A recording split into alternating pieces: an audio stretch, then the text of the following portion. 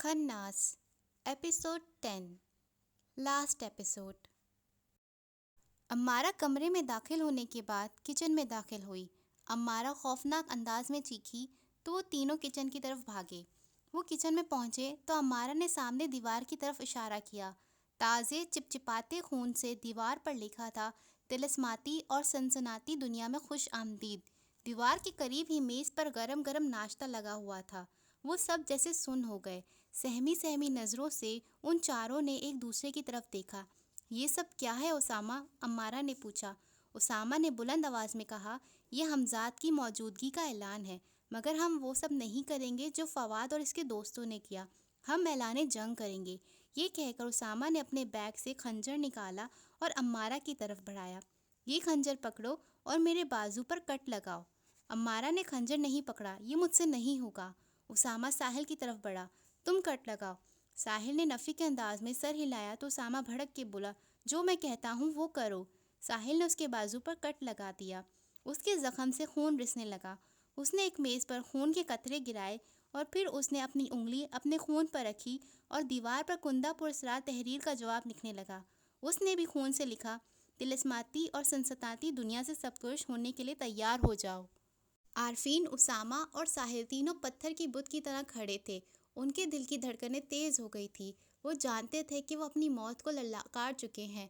वो चारों ऐलाने जंग कर चुके थे, जिसका नतीजा भयानक तरीन हो सकता था। उसामा अम्मारा के करीब खड़ा हो गया। उनकी कोशिश थी कि वो एक दूसरे से दूर ना हो। अचानक पहाड़ों में ज़लज़ले की भयानक गूंज के साथ किचन की हर चीज़ लरज़ने लगी। टेबल के हिलने की वजह से मेज़ पर रखे बर्तन टिक टिक की आवाज़ के साथ एक दूसरे से टकराने लगे। उसामा की आंखों के सामने एक ही साथ में अम्मारा, साहिल और आरफीन अपनी जगह से गायब हो गए। एक लम्हे के लिए उसामा को ऐसे लगा जैसे किसी ने उसकी रूह खींच ली हो। वो हवास पागता हो गया। उसने अपने बाजू फैलाए और ऊपर की तरफ देखते हुए चिल्लाया, इस तरह छुप के वार मत करो, हमारे सामने आओ। उसामा ने अभी ये कहा ही था कि अम्मारा की दिलसोज चीखें उसकी समाज से टकराई। वो किचन से बाहर निकला और आवाज़ की सिमत पागलों की तरह दौड़ने लगा। आवाज़ का तयन करते करते उसामा रेस्ट हाउस के बरामदे तक पहुंच गया। दाखिली दरवाजे के दोनों हिस्से खुले हुए थे। चीखों की आवाज़ें रेस्ट हाउस के बाहर से आ रही थी। वो एक लम्हे के लिए अपने जहन की नहीं सुन रहा था, बस दौड़ता जा रहा था। वो पहाड़ की चोटी तक पहुंच गया। चीखों की बाज़गश इस तरह गूंज रही थी कि उसके लिए यह अंदाज़ा लगाना मुश्किल हो गया था कि ये आवाज़ें कहाँ से आ रही हैं। वो परेशानी से इधर उधर देख रहा था, फिर नीचे की तरफ देखा जहाँ गहरी खाइयाँ थीं। इसी दौरान उसकी नज़र पहाड़ के कोने से उभरते हुए दरख्त पर पड़ी। वो सरता पाँव काँप के रह गया। अम्मारा दरख्त की शाख को दोनों हाथ से थामे लटकी हुई थी। नीचे गहरी खाइयाँ थी और उसके हाथों की गिरफ्त किसी भी वक्त ढीली हो सकती थी। अम्मारा, हौसला रखो, मैं आ रहा हूँ। ये कहकर उसामा ने अपने बैग से बेल्ट और रस्सी निकाली। उसने अपनी कमर पर बेल्ट पहनी, जिसके साथ उसने रस्सी का हुक टिकाया। रस्सी का दूसरा हिस्सा उसने बड़े से पत्थर पर बांध दिया और धीरे धीरे पहाड़ की चोटी से उतरता हुआ अम्मारा की तरफ बढ़ने लगा। उसने अम्मारा के करीब पहुंचकर उसकी तरफ हाथ बढ़ाया। अम्मारा, मेरा हाथ पकड़ लो, तुम्हें कुछ नहीं होगा, हिम्मत करो।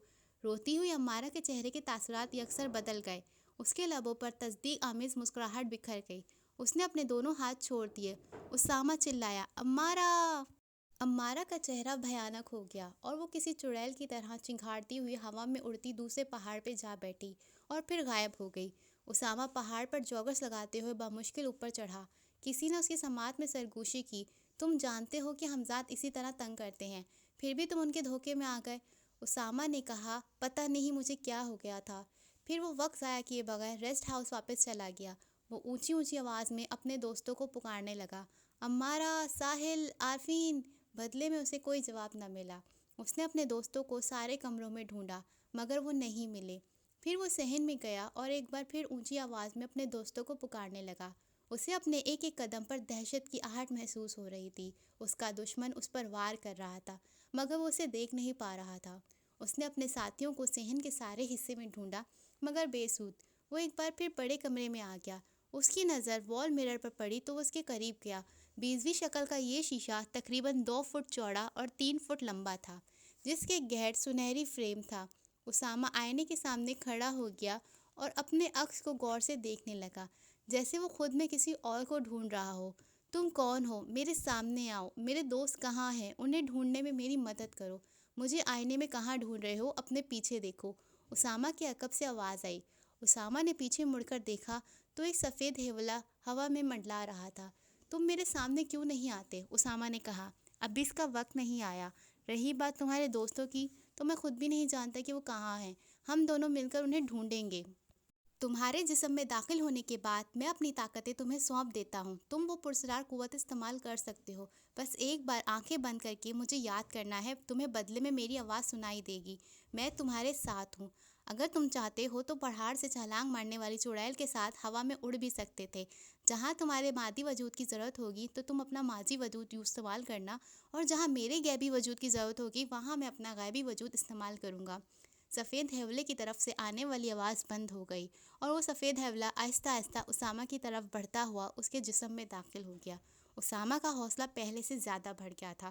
وہ صحن کی طرف بڑھا کیونکہ اس کا ذہن اسے بار بار صحن کی طرف اشارہ کر رہا تھا۔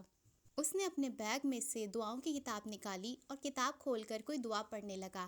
وہ دھیرے دھیرے قدم رکھتا ہوا صحن میں چلتا رہا اور ساتھ ساتھ دعا پڑھتا رہا۔ اس کا پاؤں لکڑی کی کسی چیز سے ٹکرایا۔ اس نے نیچے دیکھا تو لکڑی کا ایک تختہ تھا۔ اسامہ اس تختے کے قریب بیٹھ گیا۔ تختے کا آدھا حصہ ابھرا ہوا تھا۔ اس نے ابھرے ہوئے حصے کو دائیں طرف دھکیلا تو وہ بآسانی فرش کے نیچے کسی فریم میں داخل ہو گیا۔ ایک لکڑی کی سیڑھی اندر جاتی ہوئی دکھائی دے رہی تھی۔ اسامہ نے اندر جھانک کے دیکھا، غالباً یہ تہہ خانہ تھا۔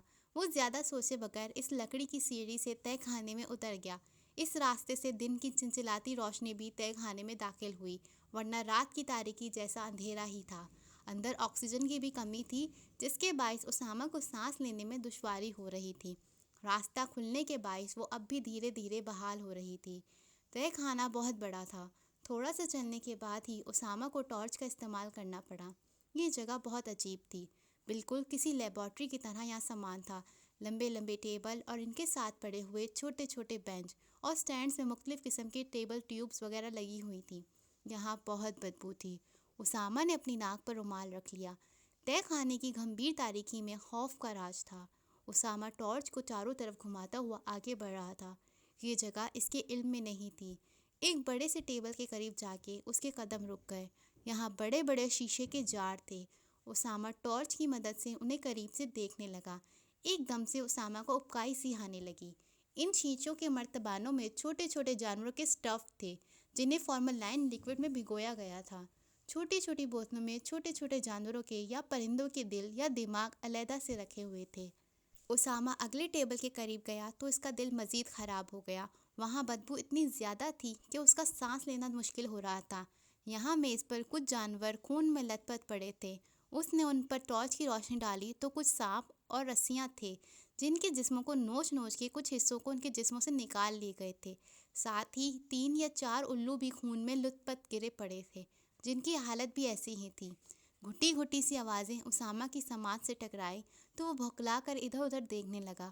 وہ ٹارچ کی روشنی میں ان آوازوں کی سمت بڑھنے لگا۔ اس کا دل دہل رہا تھا۔ اس کے قدم اسے ان آوازوں تک لے گئے۔ گھٹی گھٹی بے بس آوازیں صاف سنائی دے رہی تھیں، مگر اسے کوئی نظر نہیں آ رہا تھا۔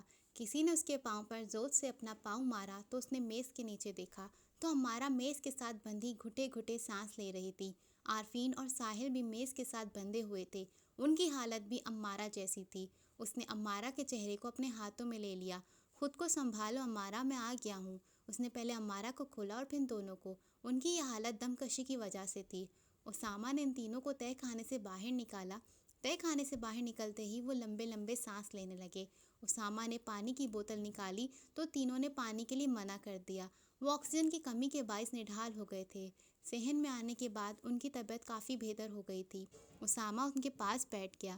امارہ نے تھکی تھکی آنکھوں سے اسامہ کی طرف دیکھا۔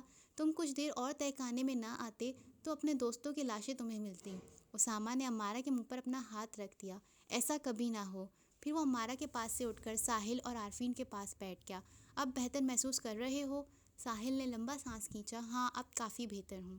اسامہ نے عارفین کے بال سہلائے۔ اور تم؟ عارفین نے اس بات میں سر ہلایا۔ ٹھیک ہوں۔ امارہ کافی نڈھال لگ رہی تھی۔ مجھے تھوڑی دیر کے لیے اس ریسٹ ہاؤس سے باہر لے جاؤ، امارہ نے اسامہ سے کہا تو اسامہ اس کے قریب بیٹھ گیا۔ ابھی تم ٹھیک طریقے سے چل نہیں سکتی، تھوڑی دیر کے بعد چلتے ہیں۔ امارہ نے اپنائیت سے اسامہ کی طرف دیکھا۔ پلیز۔ اسامہ کھڑا ہو گیا۔ اس نے امارہ کی طرف اپنا ہاتھ بڑھایا۔ امارہ اس کا ہاتھ تھام کر کھڑی تو ہو گئی، مگر چلتے ہوئے اس کے قدم لڑکھڑانے لگے۔ اسامہ نے اسے سہارا دیا اور ساحل کی طرف دیکھتے ہوئے کہنے لگا، میں تم لوگوں کو بھی ابھی لے جاتا ہوں۔ ساحل اور عارفین دونوں کھڑے ہو گئے۔ آپ امارہ کو لے جائیں، ہم دونوں چل سکتے ہیں، ہم خود آ جائیں گے۔ یہ کہہ کر وہ دونوں بھی اسامہ کے ساتھ چلنے لگے۔ حمزات اپنی موجودگی ظاہر کر چکے تھے، اس لیے خوف ان چاروں کی رگوں میں سرایت کر چکا تھا۔ وہ چاروں ہال نما بڑے کمرے سے گزرتے ہوئے برآمدے کی طرف بڑھ رہے تھے۔ خوف و دہشت کی سرسراہٹیں ان کا تعاقب کر رہی تھیں۔ وہ جیسے پراسرار قوتوں کے گھیرے میں تھے۔ وہ چاروں ریسٹ ہاؤس کے عقبی دروازے سے باہر نکل گئے۔ پہاڑ سے تھوڑا نیچے اترنے کے بعد تھوڑے سے فاصلے پر سبزہ دکھائی دے رہا تھا۔ اخروٹ اور چیڑ کے گھنے درخت بھی دکھائی دے رہے تھے۔ ساحل نے انگلی سے اشارہ کیا، وہ سامنے جو جگہ نظر آ رہی ہے وہیں چلتے ہیں، وہ جگہ بیٹھنے کے لیے بہتر ہے۔ ہم دونوں تو چلے جائیں گے مگر امارہ، عارفین نے کہا۔ تم دونوں آہستہ وہاں پہنچو، میں امارہ کو لے کے آتا ہوں، اسامہ نے کہا۔ عارفین اور ساحل دھیرے دھیرے چلتے ہوئے پہاڑ سے نیچے اترنے لگے۔ اسامہ نے امارہ کا بازو اپنے گلے میں حائل کیا ہوا تھا اور وہ آہستہ آہستہ امارہ کو سہارا دیتے ہوئے پہاڑ سے نیچے اتر رہا تھا۔ اسامہ کے من میں ایک پیارے سے احساس نے کروٹ لی تھی، جو کسی من موجی پرندے کی طرح وفا کے آسمان پر اڑنا چاہتا ہو۔ امارہ کے ساتھ پہاڑ سے نیچے اترتے وقت وہ مسلسل سوچ رہا تھا کہ امارہ کی چیخیں سن کر اس کی حالت کیسی ہو گئی تھی۔ امارہ کی زندگی بچانے کے لیے اس نے اپنی جان داں پر لگا دی تھی۔ امارہ کی قربت میرے من میں ہلچل سی مچا دیتی ہے، اس نے خود سے سوچا۔ امارہ کے بال اسامہ کے چہرے کو چھو رہے تھے۔ پہاڑ سے اترنے کے بعد اب راستہ ہموار تھا۔ امارہ نے اسامہ کے کندھے سے اپنا بازو پیچھے کر لیا۔ آگے راستہ ہموار ہے، میں آہستہ آہستہ چل لوں گی۔ امارہ یہ غلطی مت کرو، تم گر جاؤ گی۔ اسامہ نے اسے روکا مگر وہ نہیں مانی۔ اس نے اسامہ کی طرف اپنا ہاتھ بڑھایا۔ تم میرا ہاتھ تھام لو۔ اسامہ نے آگے بڑھ کر اس کا ہاتھ تھام لیا اور آہستہ آہستہ اس کے ساتھ چلنے لگا۔ عارفین اور ساحل پہلے ہی اس جگہ پہنچ چکے تھے۔ تھوڑی دیر کے بعد اسامہ اور امارہ بھی وہاں پہنچ گئے۔ یہ جگہ جو بہت چھوٹی سی دکھائی دے رہی تھی، اچھی خاصی وسعت پر پھیلی ہوئی تھی۔ عارفین اور ساحل تو نرم نرم گھاس پر چت لیٹ گئے اور لمبے لمبے سانس لینے لگے۔ اسامہ اور امارہ گھاس پر بیٹھ گئے۔ انہوں نے اپنے ارد گرد دیکھا تو اس خوشگوار قدرتی ماحول سے ایک عجیب سی تسکین کا احساس ہوا۔ ان کے آس پاس اخروٹ کے درخت تھے، زمین پر خوددار جھاڑیاں تھیں جن پر جامنی رنگ کے خوبصورت پھول اس قدر زیادہ تھے کہ اس نے پوری زمین کو ہی جامنی رنگ میں رنگ دیا تھا۔ امارہ بھی لمبے لمبے سانس لے کر اپنی طبیعت کو بحال کرنے لگی۔ اسامہ کی نظر امارہ کے چہرے پر ٹھہر گئی۔ امارہ گندمی رنگت، تیکھی بھویں اور تیکھے نین نقوش والی عام صورت والی لڑکی تھی، مگر اس کی شخصیت، دبلی پتلی جسامت اور اس کے لب و لہجے نے اسے بہت خوبصورت اور پرکشش بنا دیا تھا۔ اسامہ نے اپنے بیگ سے ایک جوس کا ڈبہ اور ایک گلاس نکالا۔ اس نے امارہ کو جوس ڈال کر دیا، یہ پی لو، طبیعت میں کچھ بہتری آ جائے گی۔ امارہ نے اس کے ہاتھ سے جوس کا گلاس لیا۔ طبیعت میں بہتری تو اس پرصفا جگہ پر آ گئی ہے، ایسا لگتا ہے کہ ساری تکلیف دور ہو گئی ہے۔ ساحل نے بھی امارہ کا ساتھ دیا۔ ہاں، اس میں کوئی شک نہیں۔ پھر اسامہ نے عارفین اور ساحل کو بھی جوس ڈال کے دیا۔ پھر وہ خود بھی آرام دہ حالت میں گھاس پر بیٹھ گیا۔ تم تینوں میں سے کسی نے انہیں دیکھا ہے؟ میرا مطلب ہے ان تین حمزات میں سے کسی کو بھی، اسامہ نے پوچھا۔ ہمیں تو کچھ پتہ ہی نہیں چلا کہ کب ہم کچن سے غائب ہو کر تہہ خانے میں پہنچ گئے اور ہمیں کب اور کس نے باندھا، یہ بھی نہ پتہ چلا، امارہ نے اسامہ کی بات کا جواب دیا۔ اسامہ نے ان تینوں کو ایک چیف کی طرح ہدایت دی۔ ایک بار وہ چاروں شیطان حمزات ہم پر حملہ کر چکے ہیں، ہم اس وقت بھی ان کے گھیراؤ میں ہیں، وہ کسی بھی وقت کسی بھی روپ میں ہم پر حملہ کر سکتے ہیں، اس لیے بہت محتاط ہونے کی ضرورت ہے۔ عارفین اپنے بیگ سے سیب نکالتے ہوئے حسب معمول بے تکان بولا، وہ تو ایک جھٹکے میں ہمیں فارغ کرنے والے تھے، پروردگار نے ہمیں بچانا تھا تو ہم سب یہاں بیٹھے ہیں۔ اگر مسلمانوں کا عقیدہ پکا ہو کہ ان کو موت اسی وقت آنی ہے جب رب نے لکھ دی ہے، تو ان کے سارے خوف ختم ہو جائیں گے۔ ساحل نے عارفین کی طرف دیکھتے ہوئے کہا۔ ہاں، جس طرح میں ان حمزات کے ہاتھوں مرنے یہاں آ گیا ہوں، عارفین نے ہنستے ہوئے کہا، تو ساحل اسے کندھوں سے پکڑ کے مذاق کے انداز میں جھنجھوڑ دیا، تو آج ان کا ناشتہ ضرور بنے گا۔ ان کی اس حرکت پر امارہ کی بھی ہنسی چھوٹ گئی۔ اس نے بھی ساحل کی پیٹھ پر مکہ رسید کیا، اور تم بنو گے ان کا ڈنر۔ اسی دوران عارفین کی آواز امارہ کی سماعت سے ٹکرائی، واؤ، کتنی خوبصورت تتلیاں ہیں، یہ تو خود جھاڑیوں کے پھول پر اس طرح بیٹھی ہیں جیسے گلاب پر بیٹھی ہوں۔ اسامہ اور امارہ نے ایک ساتھ ان پھولوں کی طرف دیکھا۔ دل فریب رنگوں کے پروں والی خوبصورت تتلیاں جامنی پھولوں پر منڈلا رہی تھیں۔ دھیرے دھیرے تتلیوں کی تعداد میں بھی اضافہ ہو رہا تھا۔ اسامہ برقی سرعت سے اٹھا، اس نے اپنے بیگ سے ایک چاک اور چھوٹی سی کتاب نکالی۔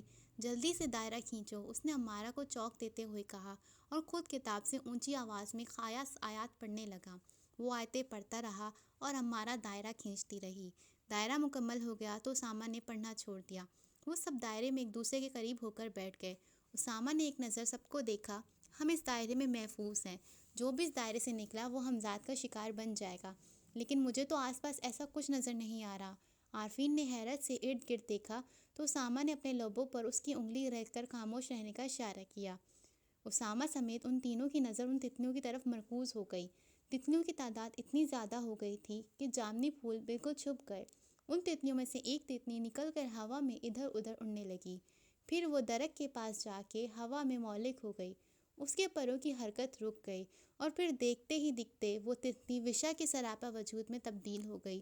وشا کا لباس اسی طرح کا تھا جس طرح کے رنگ اس تتلی کے پروں میں تھے۔ وہ اس ملٹی کلر کے گاؤن میں بہت خوبصورت دکھائی دے رہی تھی، مگر اس کی خوبصورت آنکھوں میں بغاوت تھی، چہرے پر کھنچاؤ تھا، پیشانی پر شکنیں تھیں۔ وہ دائرے کے گرد بے چینی سے ٹہلنے لگی اور پھر اخروٹ کے درخت کے قریب کھڑی ہو گئی۔ وہ لمبے لمبے سانس لینے لگی جسے اس کے اندر کوئی لاؤ سلگ رہا ہو۔ وہ شرابور نگاہوں سے ان چاروں کی طرف دیکھ رہی تھی۔ چند سیکنڈز کے بعد اس کے قریب سفید حلوہ نمودار ہوا جو حوریہ کے وجود میں ڈھل گیا۔ دائرے میں ان چاروں نے ایک دوسرے کے ہاتھ تھام لیے اور ان خوبصورت بلاؤں کو دیکھنے لگے جو ان چاروں کو کھا جانے والی نظروں سے دیکھ رہی تھی۔ حوریہ نے سفید فراک پہن رکھا تھا۔ اس کے لمبے بال بے جان اور خشک تھے، چہرے میں زندگی کی رمق نہیں تھی، جلد خشک، آنکھیں سرد اور پتھرائی ہوئی گویا کہ کسی مردے جیسی ہی تھی۔ اچانک کسی عورت کے رونے اور سسکیاں لینے کی آوازیں سنائی دینے لگی۔ غالباً یہ آواز اس پہاڑ کے پیچھے سے آ رہی تھی جس کے خوبصورت سبزے سے بھرے دامن میں وہ سب کھڑے تھے۔ آواز قریب تر ہوتی جا رہی تھی۔ یہ دلسوز آواز کسی ادھیڑ عمر عورت کی لگ رہی تھی جو اس قدر بے حال تھی کہ جیسے اس میں رونے کی سکت بھی نہ رہی ہو۔ اسامہ اور اس کے ساتھی ایک دوسرے کی طرف دیکھ رہے تھے۔ یہ درد میں ڈوبی آواز ان کے دل دہلا رہی تھی۔ تھوڑی دیر کے بعد پہاڑ کے پیچھے سے ایک نوجوان نکلا جس نے پینٹ شرٹ کے ساتھ لانگ کوٹ پہنا ہوا تھا۔ لانگ کوٹ کے ساتھ جڑی ہوئی ٹوپی اس نے سر پر ڈال رکھی تھی جس نے اس کا چہرہ اس طرح ڈھانپا ہوا تھا کہ اس کی آدھی ناک اور ہونٹ نظر آ رہے تھے۔ اس نے وہی لباس زیب تن کیا ہوا تھا جو زرگام نے مرتے وقت پہنا ہوا تھا۔ پھر جو نظارہ ان کی آنکھوں نے دیکھا، ان چاروں کے پیروں تلے سے زمین نکل گئی۔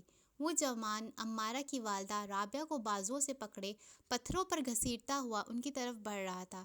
رابعہ نئیم بے ہوشی کی حالت میں سسکیاں لے رہی تھی۔ اس کے جسم سے جگہ جگہ سے خون رس رہا تھا۔ امارہ چیختی چلاتی دائرے سے باہر بھاگنے لگی تو اسامہ نے اسے مضبوط بازو میں جکڑ لیا۔ پاگل ہو گئی ہو؟ یہ سب نظر کا دھوکہ ہے۔ وہ شخص زرگام ہے اور وہ سب مل کر ڈرامہ رچا رہے ہیں ہمیں دائرے سے باہر نکالنے کے لیے۔ امارہ اسامہ کے بازو پر مکے مارنے لگی۔ تم مجھے چھوڑو، میں کچھ نہیں جانتی، مجھے اپنی ماں کے پاس جانا ہے۔ میری ماں موت کے دہانے کھڑی ہے اور تم مجھے روک رہے ہو۔ ہوش سے کام لو۔ اسامہ نے امارہ پر اپنی گرفت اور مضبوط کر لی۔ ساحل اور عارفین بھی یہ منظر دیکھ کر تڑپ اٹھے تھے۔ ساحل نے تیش بھری نظروں سے اسامہ کی طرف دیکھا۔ پاگل امارہ نہیں بلکہ تم ہو گئے ہو۔ وہ لوگ آنٹی کو جان سے مار دیں گے اور یہ ہولناک منظر ہم یہاں کھڑے کھڑے نہیں دیکھ سکتے۔ اگر تم لوگوں کو میری بات پر یقین نہیں ہے تو میں دائرے سے باہر نکلوں گا، تم تینوں ادھر ہی رہو گے دائرے میں، اسامہ نے ساحل کو سمجھایا۔ امارہ اسامہ کی گرفت میں اونچی اونچی آواز میں رو رہی تھی مگر وہ خود کو اس کی گرفت سے چھڑا نہ پا رہی تھی۔ وہ پراسرار نوجوان رابعہ کو گھسیٹتا ہوا حوریہ اور وشا کے قریب لے آیا۔ رابعہ درد سے کرہا رہی تھی اور وہ دونوں اس کے درد سے لطف اندوز ہو رہی تھیں۔ ان کے لبوں پہ شیطانی مسکراہٹ بکھری ہوئی تھی۔ مضبوط اعصاب کی مالک ہے جو ابھی تک زندہ ہے، ورنہ جس بے دردی سے تم اسے گھسیٹتے ہوئے لا رہے ہو اسے تو ابھی تک مر جانا چاہیے تھا۔ حوریہ نے اپنی سرد نگاہوں سے رابعہ کی طرف دیکھتے ہوئے کہا اور پھر اس کے قریب بیٹھ گئی۔ اس نے اپنا ہاتھ رابعہ کی گردن کی طرف بڑھایا اور پھر پیچھے کھینچ لیا۔ نہیں، اسے اتنی آسانی موت نہیں دینی چاہیے، ہمیں تو لاش کے ٹکڑوں میں چاہیے۔ پراسرار نوجوان خفیف سا مسکرایا اور اس نے پہاڑ کے سامنے اشارہ کیا۔ چند ہی سائتوں میں پہاڑ کے پیچھوں سے بہت سے کتوں کے بھونکنے کی آواز سنائی دینے لگی اور پھر تھوڑی ہی دیر میں بھیڑیا نما خوفناک کتے پہاڑ سے نیچے اترنے لگے۔ وہ تعداد میں 7 تھے۔ وہ بھونکتے ہوئے حملے کے انداز میں آگے بڑھ رہے تھے۔ امارا نے دیکھا کہ وہ خونخوار کتے اس کی ماں کی طرف بڑھ رہے ہیں تو اس نے اپنا پاؤں زور سے اسامہ کی ٹانگ پر مارا۔ اسامہ نے ایک جھٹکا لیا مگر اس نے امارا کو نہیں چھوڑا۔ وشا، حوریہ اور وہ نوجوان مسلسل مسکرا رہے تھے۔ وہ رابعہ کی موت کا تماشا دیکھنے کے لیے بے چین تھے۔ کتے رابعہ کے قریب آ چکے تھے۔ رابعہ خونخوار کتوں کو اپنی طرف دیکھ کر اپنے زخمی وجود کو گھسیٹتی ہوئی خود کو بچانے کی کوشش کر رہی تھی۔ اس کے جسم سے خون رس کر زمین کو رنگ رہا تھا۔ خود کو اسامہ کی گرفت سے چھڑانے کی جب سب کوششیں ناکام ہو گئی تو امارا نے اس کے ہاتھ پر کاٹ لیا۔ اسامہ نے اپنا ہاتھ جھٹکا تو وہ اس کی گرفت سے نکل گئی۔ امارا! اسامہ نے اسے روکنا چاہا مگر وہ دائرے سے باہر نکل گئی۔ اسامہ بھی اس کے پیچھے دائرے سے باہر آ گیا۔ امارا اپنی زخمی ماں کی طرف لگی مگر جوں ہی وہ اس نے اپنی ماں کو چھوا وہ سیاہ دھوئیں میں تبدیل ہو کے فواد کا روپ دھار گئی۔ امارا نے پتھرائی آنکھوں سے شکاری کتوں کی طرف دیکھا تو وہ کتے ہوائی وجود کی طرح غائب ہو گئے۔ امارا چیخ کر اسامہ کے شانے سے جا لگی۔ پراسرار نوجوان نے اپنے سر سے ٹوپی پیچھے کی اور خود کو بے نقاب کر دیا۔ وہ زرگام ہی تھا۔ ساحل اور عارفین بھی دائرے سے باہر آ چکے تھے اور دائرہ بھی مٹ چکا تھا۔ زرگام پہلے سے زیادہ بھیانک دکھائی دے رہا تھا کیونکہ وہ انسان نہیں تھا بلکہ زرگام کا ہمزاد تھا جو بے شمار شیطانی قوتوں کا حامل تھا۔ اس کے چہرے پہ فاتحانہ مسکراہٹ بکھری ہوئی تھی۔ ان چاروں کو وشا، حوریہ اور فواد نے اپنے گھیرے میں لے لیا۔ امارا اور اس کے ساتھیوں کو ایسا محسوس ہو رہا تھا جیسے ان کے ارد گرد سلگ رہی آگ ہے جسے پار کر کے وہ فرار نہیں ہو سکتے۔ اسامہ اور امارا آگے کھڑے تھے اور ساحل اور عارفین ان کے پیچھے کھڑے تھے۔ ساحل اور عارفین کو یقین ہو گیا تھا کہ وہ زندہ نہیں بچیں گے مگر پھر بھی ان کے حوصلے پختہ تھے۔ موت کو اس قدر قریب پا کے بھی ان کے چہروں پہ ڈر کے تاثرات نہیں تھے کیونکہ وہ ذہنی طور پر اس چیز کے لیے تیار تھے۔ زرگام مسکراتا ہوا ان کے قریب آیا۔ تم چاروں ہم سے مقابلہ کرنے آئے تھے۔ تم چاروں کو تو ہم چونٹیوں کی طرح مسل سکتے ہیں لیکن تم چاروں سے ہماری کوئی ذاتی دشمنی نہیں ہے۔ ہمارے ساتھ ایک سودا کر لو، ہم تم چاروں کی جان بخش دیں گے۔ تم خیام کو ہمارے حوالے کر دو۔ ہم خیام کے بارے میں کچھ نہیں جانتے، اسامہ اور امارا نے جواب دیا۔ زرگام نے زوردار کہہ کر لگایا، تم چاروں مجھے بیوقوف سمجھتے ہو؟ تم چاروں کو یہاں تک لانے والا کون ہے؟ تم چاروں ہم تک کیسے پہنچ گئے؟ اس ریسٹ ہاؤس میں کالے جادو کا عمل کیسے ہوا؟ یہ سب بتانے والا خیام ہے۔ یہ کہہ کر زرگام اسامہ کے قریب آیا اور اس کی آنکھوں میں آنکھیں ڈال دی۔ تھوڑی دیر کے بعد وہ تیش میں جھٹکے سے پیچھے ہٹا۔ اس وقت وہ اس کے وجود میں نہیں ہے۔ پھر ادھر ادھر دیکھ کر چلانے لگا، خیام ہمارے سامنے آ۔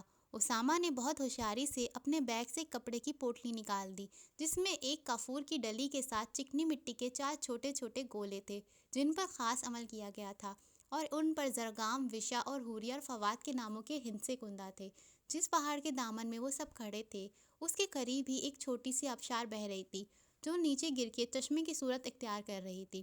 اس نے احتیاط سے وہ پوٹلی امارا کے ہاتھ میں تھما دی اور سرگوشی کے انداز میں کہا، اسے چشمے کی طرف اچھال دو۔ امارا نے وہ فوراً پوٹلی چشمے کی طرف اچھال دی۔ جوں ہی وہ پوٹلی پانی میں گری وہ سارے ہمزاد غائب ہو گئے۔ اسامہ نے امارا کا ہاتھ پکڑتے ہوئے عارفین اور ساحل کی طرف دیکھا، نکلو یہاں سے۔ ساحل اور عارفین اسامہ کے پیچھے بھاگنے لگے۔ انہیں معلوم نہیں تھا کہ اسامہ کہاں جا رہا ہے۔ وہ پہاڑوں کے کٹاؤ دار حصوں پر قدم رکھتے ہوئے پہاڑوں کے نشیب و فراز سے گزر رہے تھے۔ اسامہ اور امارا جو کوئی بات کیے بغیر بس بھاگ رہے تھے، کہاں جانا چاہتے تھے ساحل اور عارفین کو کچھ سمجھ نہیں آ رہا تھا۔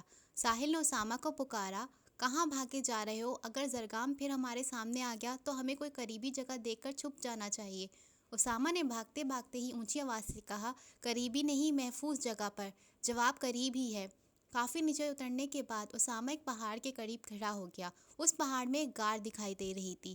میرا خیال ہے کہ یہی جگہ مناسب ہے، اسامہ نے ساحل سے کہا اور پھر سب نے اپنی اپنی ٹارچیں آن کر لی اور اس غار میں داخل ہو گئے۔ غار کافی گہری پھیلی ہوئی تھی۔ وہ سب مناسب سی جگہ دیکھ کر بیٹھ گئے۔ ہم کس طرح چین سے بیٹھ سکتے ہیں؟ وہ بدروہیں کسی بھی وقت ہمارے سامنے آ سکتی ہیں، امارا نے گھبراہٹ میں کہا۔ اسامہ نے اپنا ہاتھ پھیلاتے ہوئے کہا، اطمینان رکھو، جب تک وہ مٹی کے گولے پانی میں گھل نہیں جاتے وہ ہمزاد ہمارے سامنے نہیں آ سکتے۔ ہم ان کی گرفت سے آزاد ہیں مگر ہمیں اس دوران اپنے بچاؤ کا اگلا بندوبست کرنا ہوگا کیونکہ مٹی کو گھلنے میں زیادہ وقت نہیں لگے گا۔ ساحل اور عارفین اسامہ کے قریب ہو گئے۔ ہمیں بتاؤ کیا کرنا چاہیے؟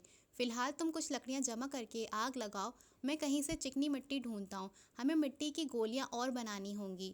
اسامہ کی بات سن کر امارا نے کہا، میں تمہارے ساتھ چکنی مٹی ڈھونڈتی ہوں۔ ساحل اور عارفین غار سے باہر جا کے لکڑیاں لا کر آگ لگانے لگے۔ اسامہ اور عمارہ ابھی غار کے اندر ہی بیٹھے تھے۔ اسامہ نے ٹارچ کو کسی پتھر سے ٹکا دیا تھا جس سے غار میں دیے دیے روشنی پھیل گئی تھی۔ عمارہ اپنے جوگرز کے تسموں کو لوز کر رہی تھی۔ اسامہ خاموشی سے اس کے چہرے کی طرف دیکھ رہا تھا۔ عمارہ نے ترچھی نظر سے اسامہ کی طرف دیکھا اور پھر اس کی طرف منہ کر کے بیٹھ گئی۔ اس نے اپنی نمدار آنکھوں سے اسامہ کی آنکھوں میں جھانکا جن میں ہلکی ہلکی سرخی ابھر آئی تھی۔ کیا سوچ رہے ہو؟ اسامہ نے مسکراتے ہوئے جواب دیا، ویسے ہی سوچ رہا تھا کہ موت کو قریب دیکھ کر دل میں ایسے احساس پیدا ہو گئے ہیں جن سے انسان غافل ہوتا ہے۔ آج سے پہلے میں موت سے کبھی نہیں ڈرا، نہ جانے کیوں اب زندگی اچھی لگنے لگی ہے۔ اسامہ کی آنکھوں میں کچھ تھا جو شاید عمارہ نے پڑھ لیا تھا۔ عمارہ نے مروت سے بھرپور انداز میں اسامہ کی طرف دیکھا۔ اگر تمہارے دل میں کسی کے لیے سچا جذبہ ہے تو تمہیں تمہاری خوشیاں ضرور ملیں گی۔ اسامہ نے پھیکی سی مسکراہٹ کے ساتھ عمارہ کو اپنے کٹے ہوئے ہاتھ والا بازو دکھایا جسے وہ کہہ رہا ہو کہ ایک نامکمل انسان ہے۔ عمارہ نے اس کے ہاتھ پر دھیرے سے اپنا ہاتھ رکھ دیا، اس سے کوئی فرق نہیں پڑتا۔ اتنے میں ساحل اور عارفین لکڑیاں لے کر آ گئے۔ لو جی، ہم تو لکڑیاں بھی لے آئے اور تم دونوں ابھی تک یہیں بیٹھے ہو؟ جلدی سے چکنی مٹی ڈھونڈو ورنہ وہ ہمزاد ان لکڑیوں پر ہمیں بھون کر کھا لیں گے، عارفین نے لکڑیاں زمین پر رکھتے ہوئے کہا۔ اسامہ اور عمارہ فوری اٹھ کر چکنی مٹی ڈھونڈنے لگے۔ وہ دونوں غار سے باہر چلے گئے۔ انہیں جلد ہی چکنی مٹی مل گئی۔ وہ چکنی مٹی لے کر غار میں آ گئے۔ اسامہ نے ایک بڑا سا چپٹا پتھر لیا اور اس کے اوپر مٹی رکھ دی۔ عمارہ نے بیگ سے پانی کی بوتل نکالی اور اسامہ کے ہاتھ میں تھما دی۔ اسامہ نے مٹی میں پانی ڈال کر مٹی کو گوندنا شروع کر دیا۔ جب مٹی تھوڑی سی گند گئی تو اس نے کوئی خاص عمل پڑھنا شروع کر دیا۔ وہ عمل پڑھتا جاتا اور گوندی ہوئی مٹی میں پھونک مار کر اسے پھر گوندنا شروع کر دیتا۔ اس نے 3 دفعہ مٹی کو گوندا اور 3 بار عمل پڑھ کر اس پر پھونک ماری اور پھر اس نے مس مٹی کی چھوٹی چھوٹی باریک گیندیں سی بنا لی۔ عمارہ حیرت سے اسامہ کی طرف دیکھ رہی تھی کہ ایک ریٹائرڈ میجر یہ سب کیسے جانتا ہے۔ ساحل اور عارفین نے لکڑیاں جا کر آگ لگا دی تھی۔ اسامہ نے مٹی کی وہ گولیاں آنکھ میں جھونک دی اور ایک لکڑی کی چھڑی سے انہیں الٹ پلٹ کرنے لگا۔ سردی بھی شدید تھی۔ وہ سارے آگ کے گرد بیٹھ گئے۔ عمارہ اسامہ کے ساتھ ہی بیٹھی ہوئی تھی۔ آگ کی روشنی پھیلی ہوئی تھی۔ میں تمہاری مدد کروں؟ عمارہ نے اسامہ سے کہا۔ نہیں، یہ کام مجھے اکیلے کو ہی کرنا ہے، اسامہ نے جواب دیا۔ عمارہ نے گہری نظر سے اسامہ کی طرف دیکھا جو اپنے کام میں مگن تھا، پھر مہین سے انداز سے گویا ہوئی۔ اسامہ، زرگام جو بات کہہ رہا تھا خیام کے متعلق، اس کا کیا مطلب تھا؟ تم نے ہمیشہ اس حقیقت پر پردہ گرائے رکھا ہے۔ میں چاہوں تو تمہیں ہپنوٹائز کر کے ساری حقیقت اگوا لوں، مگر نہ تو میرے پاس اس عمل کے لیے وقت ہے اور نہ ہی مناسب صورتحال۔ اسامہ نے عمارہ کی طرف دیکھا۔ تمہیں زیادہ گہرائی میں جانے کی ضرورت نہیں ہے۔ کچھ باتوں پر مثلاً پردہ گرا دیا جاتا ہے۔ تمہارے لیے اتنا ہی جاننا کافی ہے کہ زرگام جو کچھ کہہ رہا تھا وہ سچ ہے۔ ہمیں یہاں تک لانے والا، چھپے ہوئے راز آشکار کرنے والا خیام ہی ہے۔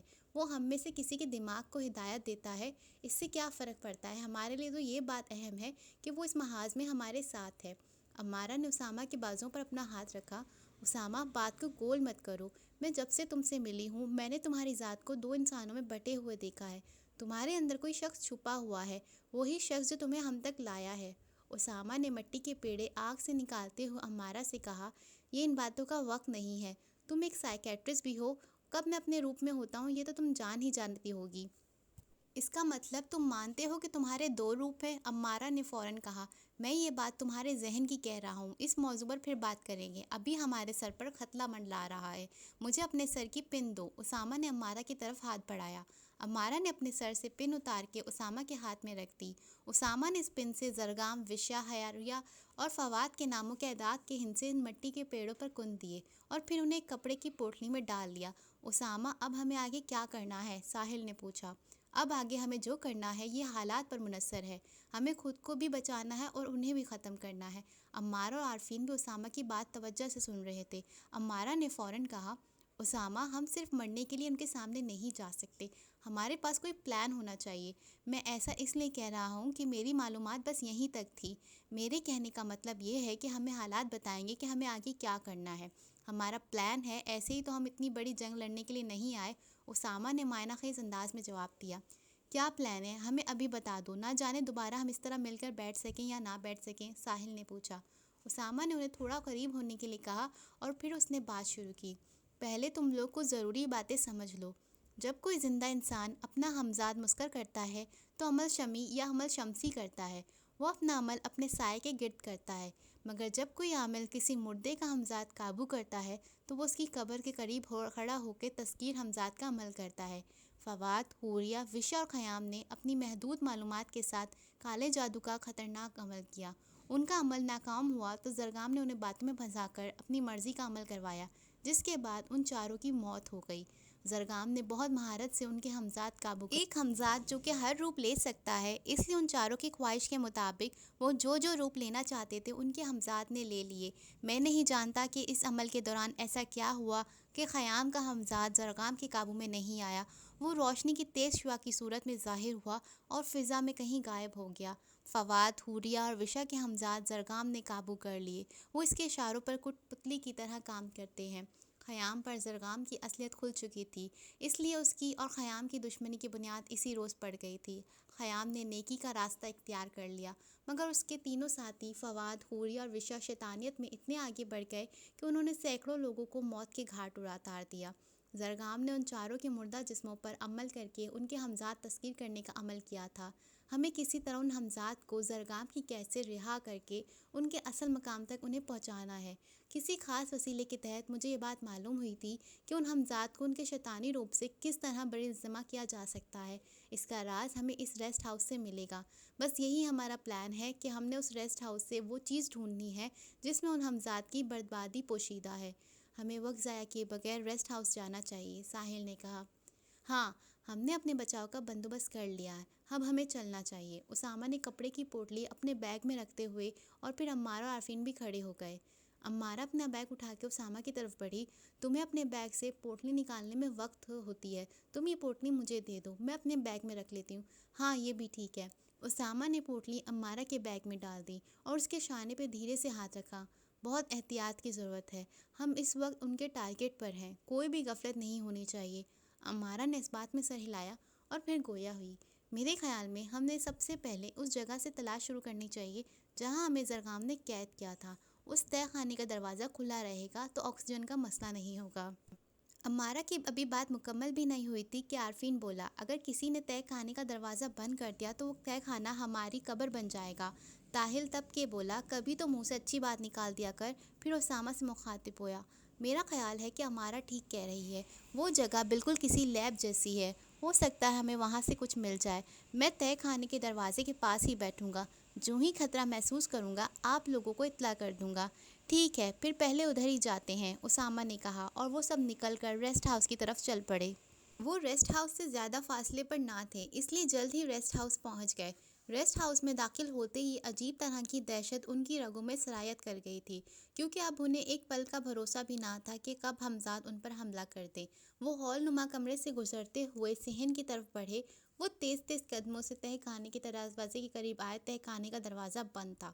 ساحل نے آگے بڑھ کر تہہ خانے کے دروازے کے کلپ کو دائیں طرف کھیلا تو دروازہ کھل کر سرکتا ہوا ایک فریم میں داخل ہو گیا۔ ساحل دروازے کے قریب ہی بیٹھا رہا اور اسامہ اور عمارہ عارفین سیڑھیوں کے زینے سے نیچے اتر گئے۔ نیچے وہی گھٹن اور بدبودار ماحول تھا، مگر ان کی مجبوری تھی۔ وہ خود پر قابو رکھتے ہوئے سارے ٹیبلز کے درازوں کی تلاشی لینے لگے۔ یہاں بہت گندگی اور غلاظت تھی۔ انہوں نے اپنے ناک پر رومال رکھے ہوئے تھے۔ یہ جگہ بالکل کسی پراسرار لیبارٹری جیسی تھی۔ لمبے لمبے ٹیبلز پر بڑے بڑے سٹینڈ تھے، جن میں شیشے کے چھوٹے اور بڑے دونوں طرح کے جار پڑے ہوئے تھے۔ ان جاروں میں چھوٹے چھوٹے اسٹف تھے اور کئی جانوروں کے جسم کے نازک حصے فارمالائن لیکوئڈ میں بھگو کر رکھے گئے تھے۔ سیاہ الو اور سانپ کے جسم کے مختلف حصے کاٹ کر زمین پر ایسے ہی پھینکے ہوئے تھے جیسے وہ چھوڑ کر گئے تھے۔ وہ تینوں تہہ خانے کے مختلف حصوں میں بکھر گئے۔ عارفین ٹیبل کی چیزیں چیک کر رہا تھا اور اسامہ تہہ خانے کی دوسری چیزوں کا جائزہ لے رہا تھا۔ عمارہ کو ایک کتابوں کی الماری نظر آ رہی تھی اور وہ اس میں خاص کتاب ڈھونڈ رہی تھی جس سے انہیں کچھ مدد مل سکے۔ عمارہ، جلدی کرو، ہمارے پاس وقت نہیں ہے، اسامہ نے کہا۔ اسے کوئی خاص چیز نظر نہیں آ رہی تھی، پھر اچانک اس کی توجہ تہہ خانے کی ایک دیوار پر مرکوز ہو گئی۔ وہاں اسے کچھ چمکتا ہوا دکھائی دیا۔ وہ اس کے قریب گیا تو وہ کوئی لاک تھا جسے کسی خاص نمبر سے گھمایا جا سکتا تھا۔ اسے یقین ہو گیا کہ اسے گھمانے سے یہ دیوار کسی دروازے کی طرح کھل جاتی ہوگی۔ وہ مختلف نمبروں سے وہ لاک کھلوانے لگا۔ عمارہ کو اپنے مطلوبہ موضوع کے مطابق 4 کتابیں مل گئیں۔ وہ یکے بعد دیگر ان کتابوں کی فہرست پڑھنے لگی۔ اسے 3 کتابوں سے ایسا کچھ نہیں ملا جو ان کے کام آ سکے۔ ایک آخری کتاب، تسخیر امزاد، اب اس کے ہاتھ میں تھی۔ اس نے اس کتاب کی فہرست پڑھی۔ کافی لمبی فہرست پڑھنے کے بعد ایک ٹاپک پر اس کی انگلی رک گئی۔ وہ ٹاپک تھا ہمزاد کو برباد کرنے کا عمل۔ اس نے صفحہ نمبر پڑھا اور وہ صفحہ ڈھونڈنے لگی۔ اسے جلد ہی وہ صفحہ مل گیا، پھر وہ پڑھنے لگی۔ اسامہ نے عمارہ کو پکارا، جلدی کرو عمارہ، اور پھر اس نے عارفین سے پوچھا، تمہیں کچھ ملا؟ نہیں، مجھے کچھ نہیں ملا۔ تم اس دیوار کے ساتھ کیا کر رہے تھے؟ عارفین نے پوچھا۔ اسامہ نے سر کو ہلایا اور کہا، مجھے اس دیوار میں ایک لاک نظر آیا ہے، مگر نمبر نامعلوم ہونے کی وجہ سے کافی کوشش کے باوجود وہ لاک نہیں کھلا۔ یقیناً اس دیوار کے پیچھے کوئی بڑا راز چھپا ہے، میں بھی کوشش کرتا ہوں۔ یہ کہہ کر عارفین اسامہ کے ساتھ اس دیوار کی طرف بڑھا تو ساتھ ہی ساحل اونچی آواز میں چلایا، جلدی تم سب باہر آ جاؤ، مجھے عجیب طرح کی آوازیں سنائی دے رہی ہیں۔ یہ سنتے ہی عمارہ نے کتاب اپنے بیگ میں ڈالی اور سیڑھیوں کی طرف دوڑی۔ اسامہ اور عارفین بھی سیڑھی کے قریب آ گئے۔ وہ تینوں سیڑھی چڑھتے ہوئے تہہ خانے سے باہر آ گئے۔ ساحل نے تہہ خانے کا دروازہ پہلے کی طرح بند کر دیا۔ وہ چاروں اخروٹ کے درخت کے پیچھے چھپ گئے۔ یہ آواز بہت عجیب تھی، جیسے کوئی لڑکی سسک سسک کے رو رہی تھی۔ عمارہ نے اسامہ کی طرف دیکھا اور ہمدردانہ لہجے میں بولی، لگتا ہے کوئی لڑکی بہت اذیت میں ہے، یہ زرگام کی کوئی چال ہو سکتی ہے۔ اسامہ نے کہا۔ آواز پہلے سے زیادہ اونچی ہو گئی، اس بار وہ درد سے چیخ رہی تھی۔ ہم بغیر سوچے سمجھے اس کے قریب نہیں جائیں گے، مگر دیکھنے میں کیا حرج ہے، ساحل نے کہا۔ ٹھیک ہے، پھر ہم سب ایک ساتھ ہی جائیں گے، اسامہ نے کہا، اور پھر وہ سب ایک ساتھ ہی اس آواز کی سمت جانب بڑھ گئے۔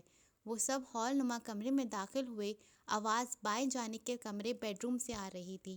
وہ دھیرے دھیرے قدم رکھتے ہوئے بیڈ روم کے دروازے کے قریب آئے۔ اسامہ نے انہیں وہیں رکنے کا اشارہ کیا اور خود آگے بڑھ کے بیڈ روم کا دروازہ کھولا۔ سب کے دل دہل کے رہ گئے، آنکھیں پھٹی کی پھٹی رہ گئیں۔ جو لڑکی کمرے کے کونے میں لوہے کی زنجیروں میں جکڑی بے بسی کی حالت میں سسک رہی تھی، وہ وینا تھی۔ اس کی کلائیوں اور پیروں سے جہاں جہاں زنجیریں تھیں، خون رس رہا تھا۔ ایک لمحے کے لیے تو عارفین کی حالت ایسی ہو گئی جیسے اس میں زندگی کی رمق نہ رہی ہو۔ وہ دیوانہ وار اس لڑکی کی طرف دوڑا تو ساحل اور عمارہ نے اسے پکڑ لیا۔ کیا کر رہے ہو عارفین؟ تم نے دیکھا نہیں تھا کہ کس طرح عمارہ کی ماں کی موت کا ڈرامہ انہوں نے ہمیں سامنے پیش کیا؟ ہم نے طے کیا تھا نا کہ ہم سوچے بغیر آگے نہیں بڑھیں گے۔ اسامہ عارفین کو سمجھانے کی کوشش کر رہا تھا، مگر عارفین کی آنکھوں سے آنسو بہہ رہے تھے۔ اس نے اسامہ کی طرف دیکھا۔ ایسا منظر دیکھنے کے بعد سوچنے سمجھنے کی صلاحیت معدوم ہو جاتی ہے۔ آپ لوگ ادھر ہی رہیں، مگر پلیز مجھے جانے دیں۔ ساحل نے اس کے بازو کو زور سے جھٹکا دیا۔ خود بھی مرو گے اور ہمیں بھی مرواؤ گے۔ وینا نے اپنی بھیگی آنکھوں سے عارفین کی طرف دیکھا اور پر امید انداز میں مسکرائی۔ عارفین تم آ گئے ہو، دیکھو فواد نے میرا کیا حال کیا ہے، اگر تم اب بھی نہ آتے تو تمہیں میری لاش ملتی۔ عارفین جذبات کی رو میں بہتا ہوا اپنے دماغ کے احکامات سے غافل ہو گیا۔ اس نے عمارہ اور ساحل سے خود کو چھڑایا اور بھاگ کر وینا کے پاس چلا گیا۔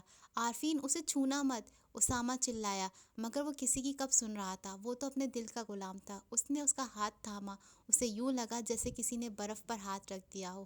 اس کی آنکھوں کے سامنے ایک ہی ساتھ میں وہ لڑکی حوریہ کا روپ دھار گئی، ساتھ ہی وہ زنجیریں بھی غائب ہو گئی۔ حوریہ کا روپ ہوائی تھا، اس لیے عارفین کا ہاتھ خالی تھا۔ اسامہ، ساحل اور عمارہ بھی عارفین کے قریب آ گئے تھے۔ حوریہ سفید چولا پہنے اپنے بھیانک روپ میں ان کے سامنے کھڑی تھی۔ اس کے چہرے پہ فخر سا آ گیا۔ اس نے ان چاروں کو دیکھا۔ تم کمزور جسموں والے ہر بار زندگی اور موت کے اس کھیل میں مزہ آنے لگا ہے، جس کے نام پر تم ہر دفعہ پھنس جاتے ہو، ہے نا تم لوگوں کی سب سے بڑی کمزوری۔ اس جذبے کو دل سے نکال پھینکو تو تم میں کئی وجدانی قوتیں جاگ جائیں گی۔ اسامہ نے اونچی آواز میں کہا، ہم شیطان نہیں ہیں جو تمہاری طرح زندگی کا قاعدہ الٹا پڑے، ہم تو اس جذبے کے لیے جیتے ہیں اور اس کے لیے مر جاتے ہیں۔ اچھا ابھی تو میں اپنے ایک دوست کی موت کا نظارہ دیکھو۔ حوریہ نے یہ کہہ کر اپنے 1 انچ لمبے ناخن والے ہاتھ سے عارفین کی طرف اشارہ کیا۔ عارفین کو دھچکا سا لگا اور اس کے قدم زمین سے اوپر اٹھ گئے۔ حوریہ نے اپنے ہاتھ کو تھوڑا بلند کیا تو عارفین اوپر اڑتا ہوا چھت کے قریب پہنچ گیا۔ عمارہ کی چیخیں نکل گئیں۔ حوریہ نے اپنے ہاتھ کی حرکت کو وہیں روک لیا اور عارفین ہوا میں مولک چیخنے لگا۔ اسامہ کی آنکھوں کی پتلیاں نیلی ہو گئی، اس کے چہرے کے تاثرات بھی بدل گئے اور اس کی آواز بھی تبدیل ہو گئی۔ اس کے جسم میں چھپی ماروئی طاقت سامنے آ گئی۔ وہ گرج دار آواز میں چلایا، حوریہ، عارفین کو چھوڑ دو ورنہ میں تمہیں جلا کر راکھ کر دوں گا۔ حوریہ کے چہرے پہ ایک بار پھر شیطانی مسکراہٹ بکھر گئی۔ او خیام، تو تم اس کے جسم میں چھپے ہو، تمہارا دوست تو اب نہیں بچ سکتا۔ اگر اس کو چھوڑتی ہوں تو بھی اس نے مرنا ہی ہے۔ اسامہ نے عارفین کی طرف دیکھا جس کی زندگی واقعی موت کے دہانے پر تھی۔ اسامہ کے جسم سے ایک شعاع نکلی جو عارفین کی طرف بڑھی۔ اس کے بعد عارفین کا جسم آہستہ آہستہ نیچے اترنے لگا۔ حوریہ کو نظر آ رہا تھا کہ عارفین کو خیام ہی بچا رہا ہے جو اسامہ کے جسم میں اب موجود نہیں ہے۔ حوریہ نے فوراً اسامہ کی طرف ہاتھ سے دھکے کا اشارہ کیا تو اسامہ کا وجود اچھل کر دیوار سے بچا اور پھر حوریہ نے اسے زمین پر پٹک دیا۔ اسامہ کے حلق سے کرب آمیز چیخیں نکلیں۔ امارہ نے اسے اپنی باہوں میں لے لیا۔ اسامہ کے جسم کی ہڈیاں بری طرح چٹک گئی تھیں، مگر عارفین کے جسم پر خراش تک نہ آئی تھی۔ روشنی کی پراسرار شعاع حوریہ کی طرف بڑھی اور خیام کے روپ میں تبدیل ہو گئی۔ ساحل اور عارفین نے مل کر اسامہ کو اٹھایا۔ امارہ نے اسامہ کا بیگ اٹھایا اور وہ سب کمرے سے باہر نکل گئے۔ ساحل اور عارفین نے اسامہ کو صحن میں لیٹایا۔ امارہ نے برقی سرعت سے اپنی بیگ سے مٹی کے پیڑوں کی پوٹلی نکالی اور اکیلی ہی بھاگتی ہوئی ریسٹ ہاؤس سے باہر چلی گئی۔ اس نے بہت پھرتی سے وہ پوٹلی کو آبشار کی طرف اچھال دیا۔ جو ہی پوٹلی پانی میں گری، امارہ نے سکھ کا لمبا سانس کھینچا اور پھر واپس دوڑتی ہوئی اسامہ کے پاس آ گئی۔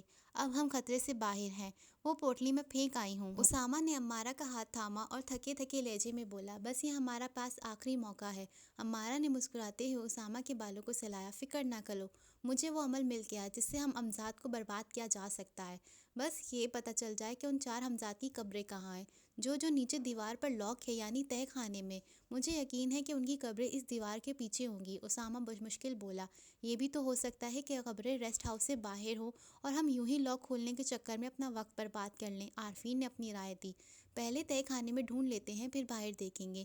شاید یہ ہماری آخری کوشش ہو۔ اگر کامیاب ہو گئے تو ہمزاد ختم ہو جائیں گے اور ہم اگر ناکام ہو گئے تو ہم۔ امارہ نے افسردگی سے کہا۔ ساحل بھی بہت پریشان اور اداس تھا، اس کی آنکھوں میں نمی اتر آئی تھی۔ اس نے امارہ کی طرف دیکھا اور انتہائی شکستہ لہجے میں بولا، پتہ نہیں مرنے سے پہلے بھی اپنوں کی آواز سننا نصیب ہوگی یا نہیں۔ ہم جب سے یہاں آئے ہیں موبائل کے سگنل ہی نہیں ہے۔ وہ سم بھی ڈال کے دیکھیے جو یہاں چلتی ہے، پھر بھی سگنل نہیں ہے۔ ساحل نے جیسے سب کی دکھتی رگ پر ہاتھ رکھ دیا۔ میں بھی کتنی بار کوشش کر چکا ہوں مگر گھر والوں سے بات نہ ہو سکی، اسامہ نے کہا۔ امارہ نے بھی اسامہ کے ہاتھ پر اپنا درد بیان کیا۔ میں بھی ترس گئی ہوں امی کی آواز سننے کے لیے۔ عارفین بھی جیسے ٹوٹ گیا، مجھے بھی گھر والوں کی بہت یاد آ رہی ہے۔ چلو وینا سے تو تمہاری ملاقات ہو گئی نا، ساحل نے اسے چھیڑ کر سب کو ہنسا دیا۔ تھوڑی دیر کے بعد وہ تہہ خانے کے دروازے کی طرف بڑھے۔ امارہ نے تہہ خانے کا دروازہ کھولا، پھر وہ ساحل سے مخاطب ہوئی، تم اور عارفین اسامہ کو لے کر نیچے اترو، میں بعد میں آتی ہوں۔ ساحل اور عارفین اسامہ کو لے کر آہستہ آہستہ سیڑھیاں اترنے لگے۔ وہ سیڑھیاں اتر تو گئے، امارہ بھی نیچے آ گئی۔ وہ سب اس پراسرار دیوار کی طرف بڑھے جہاں لاک لگا ہوا تھا۔ انہوں نے اسامہ کو زمین پر بٹھا دیا۔ تہہ خانے کے دروازے کے پاس کسی کو رکنا چاہیے، ساحل نے امارہ سے کہا۔ امارہ نے قدرے اطمینان سے کہا، تھوڑی دیر تک تو ہمیں کوئی خطرہ نہیں ہے، کچھ دیر کے لیے بعد عارفین کو بھیج دیں گے، ابھی لاک کھولنے کی کوشش کرتے ہیں۔ امارہ لاک کے چھلے کو گھما گھما کے مختلف نمبر ملا ملا کے لاک کھولنے کی کوشش کرتی رہ گئی، مگر اس کا لاک نہیں کھلا۔ وہ ناکام ہو گئی تو عارفین اور ساحل کوشش کرنے لگے۔ اسامہ بے چینی سے بار بار تہہ خانے کے دروازے کی طرف دیکھ رہا تھا۔ پھر اسے خیام کا خیال آیا تو اس نے آنکھیں بند کر کے خیام کو یاد کیا اور اس کے ساتھ خیام کیا خوانی کی، خیام ہماری مدد کرو۔ پھر اس نے آنکھیں کھول دیں۔ ساحل اور عارفین بھی نمبر گھما گھما کر لاک کھولنے کی کوشش کر رہے تھے۔ یار یہ ہمارے بس کا کام نہیں ہے، ہم اسی چکر میں لگے رہیں گے اور موت ہمیں ایک بار پھر اپنی لپیٹ میں لے لے گی۔ عارفین نے جیسے ہار مان لی۔ نہیں یار، تھوڑی دیر اور کوشش کر لیتے ہیں، ساحل نے کہا۔ اسی دوران لاک کے گرد روشنی کے چھوٹے چھوٹے سے ستارے بنوانے لگے۔ ساحل کے ہاتھ جہاں تھے وہیں رک گئے۔ لاک خود بخود گھومنے لگا اور لاک کے نمبر خود بخود ملنے لگے اور پھر ٹک کی آواز کے ساتھ لاک کھل گیا اور دیوار خود بخود بائیں طرف کو تھوڑی سی سرک گئی۔ اتنا راستہ کھل گیا کہ ایک شخص بآسانی گزر سکتا تھا۔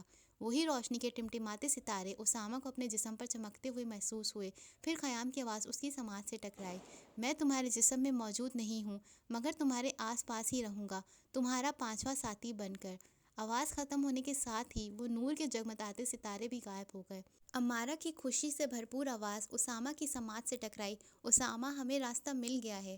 ساحل اور عارفین اسامہ کی طرف بڑھے کہ اسے سہارا دے کر اٹھائیں۔ تم لوگ مجھے یہیں پڑا رہنے دو، میری وجہ سے اپنا وقت برباد مت کرو، اسامہ نے مایوسی سے اپنا سر جھکاتے ہوئے کہا۔ امارہ نے ساحل اور عارفین کو اسامہ سے پیچھے ہٹنے کا اشارہ کیا۔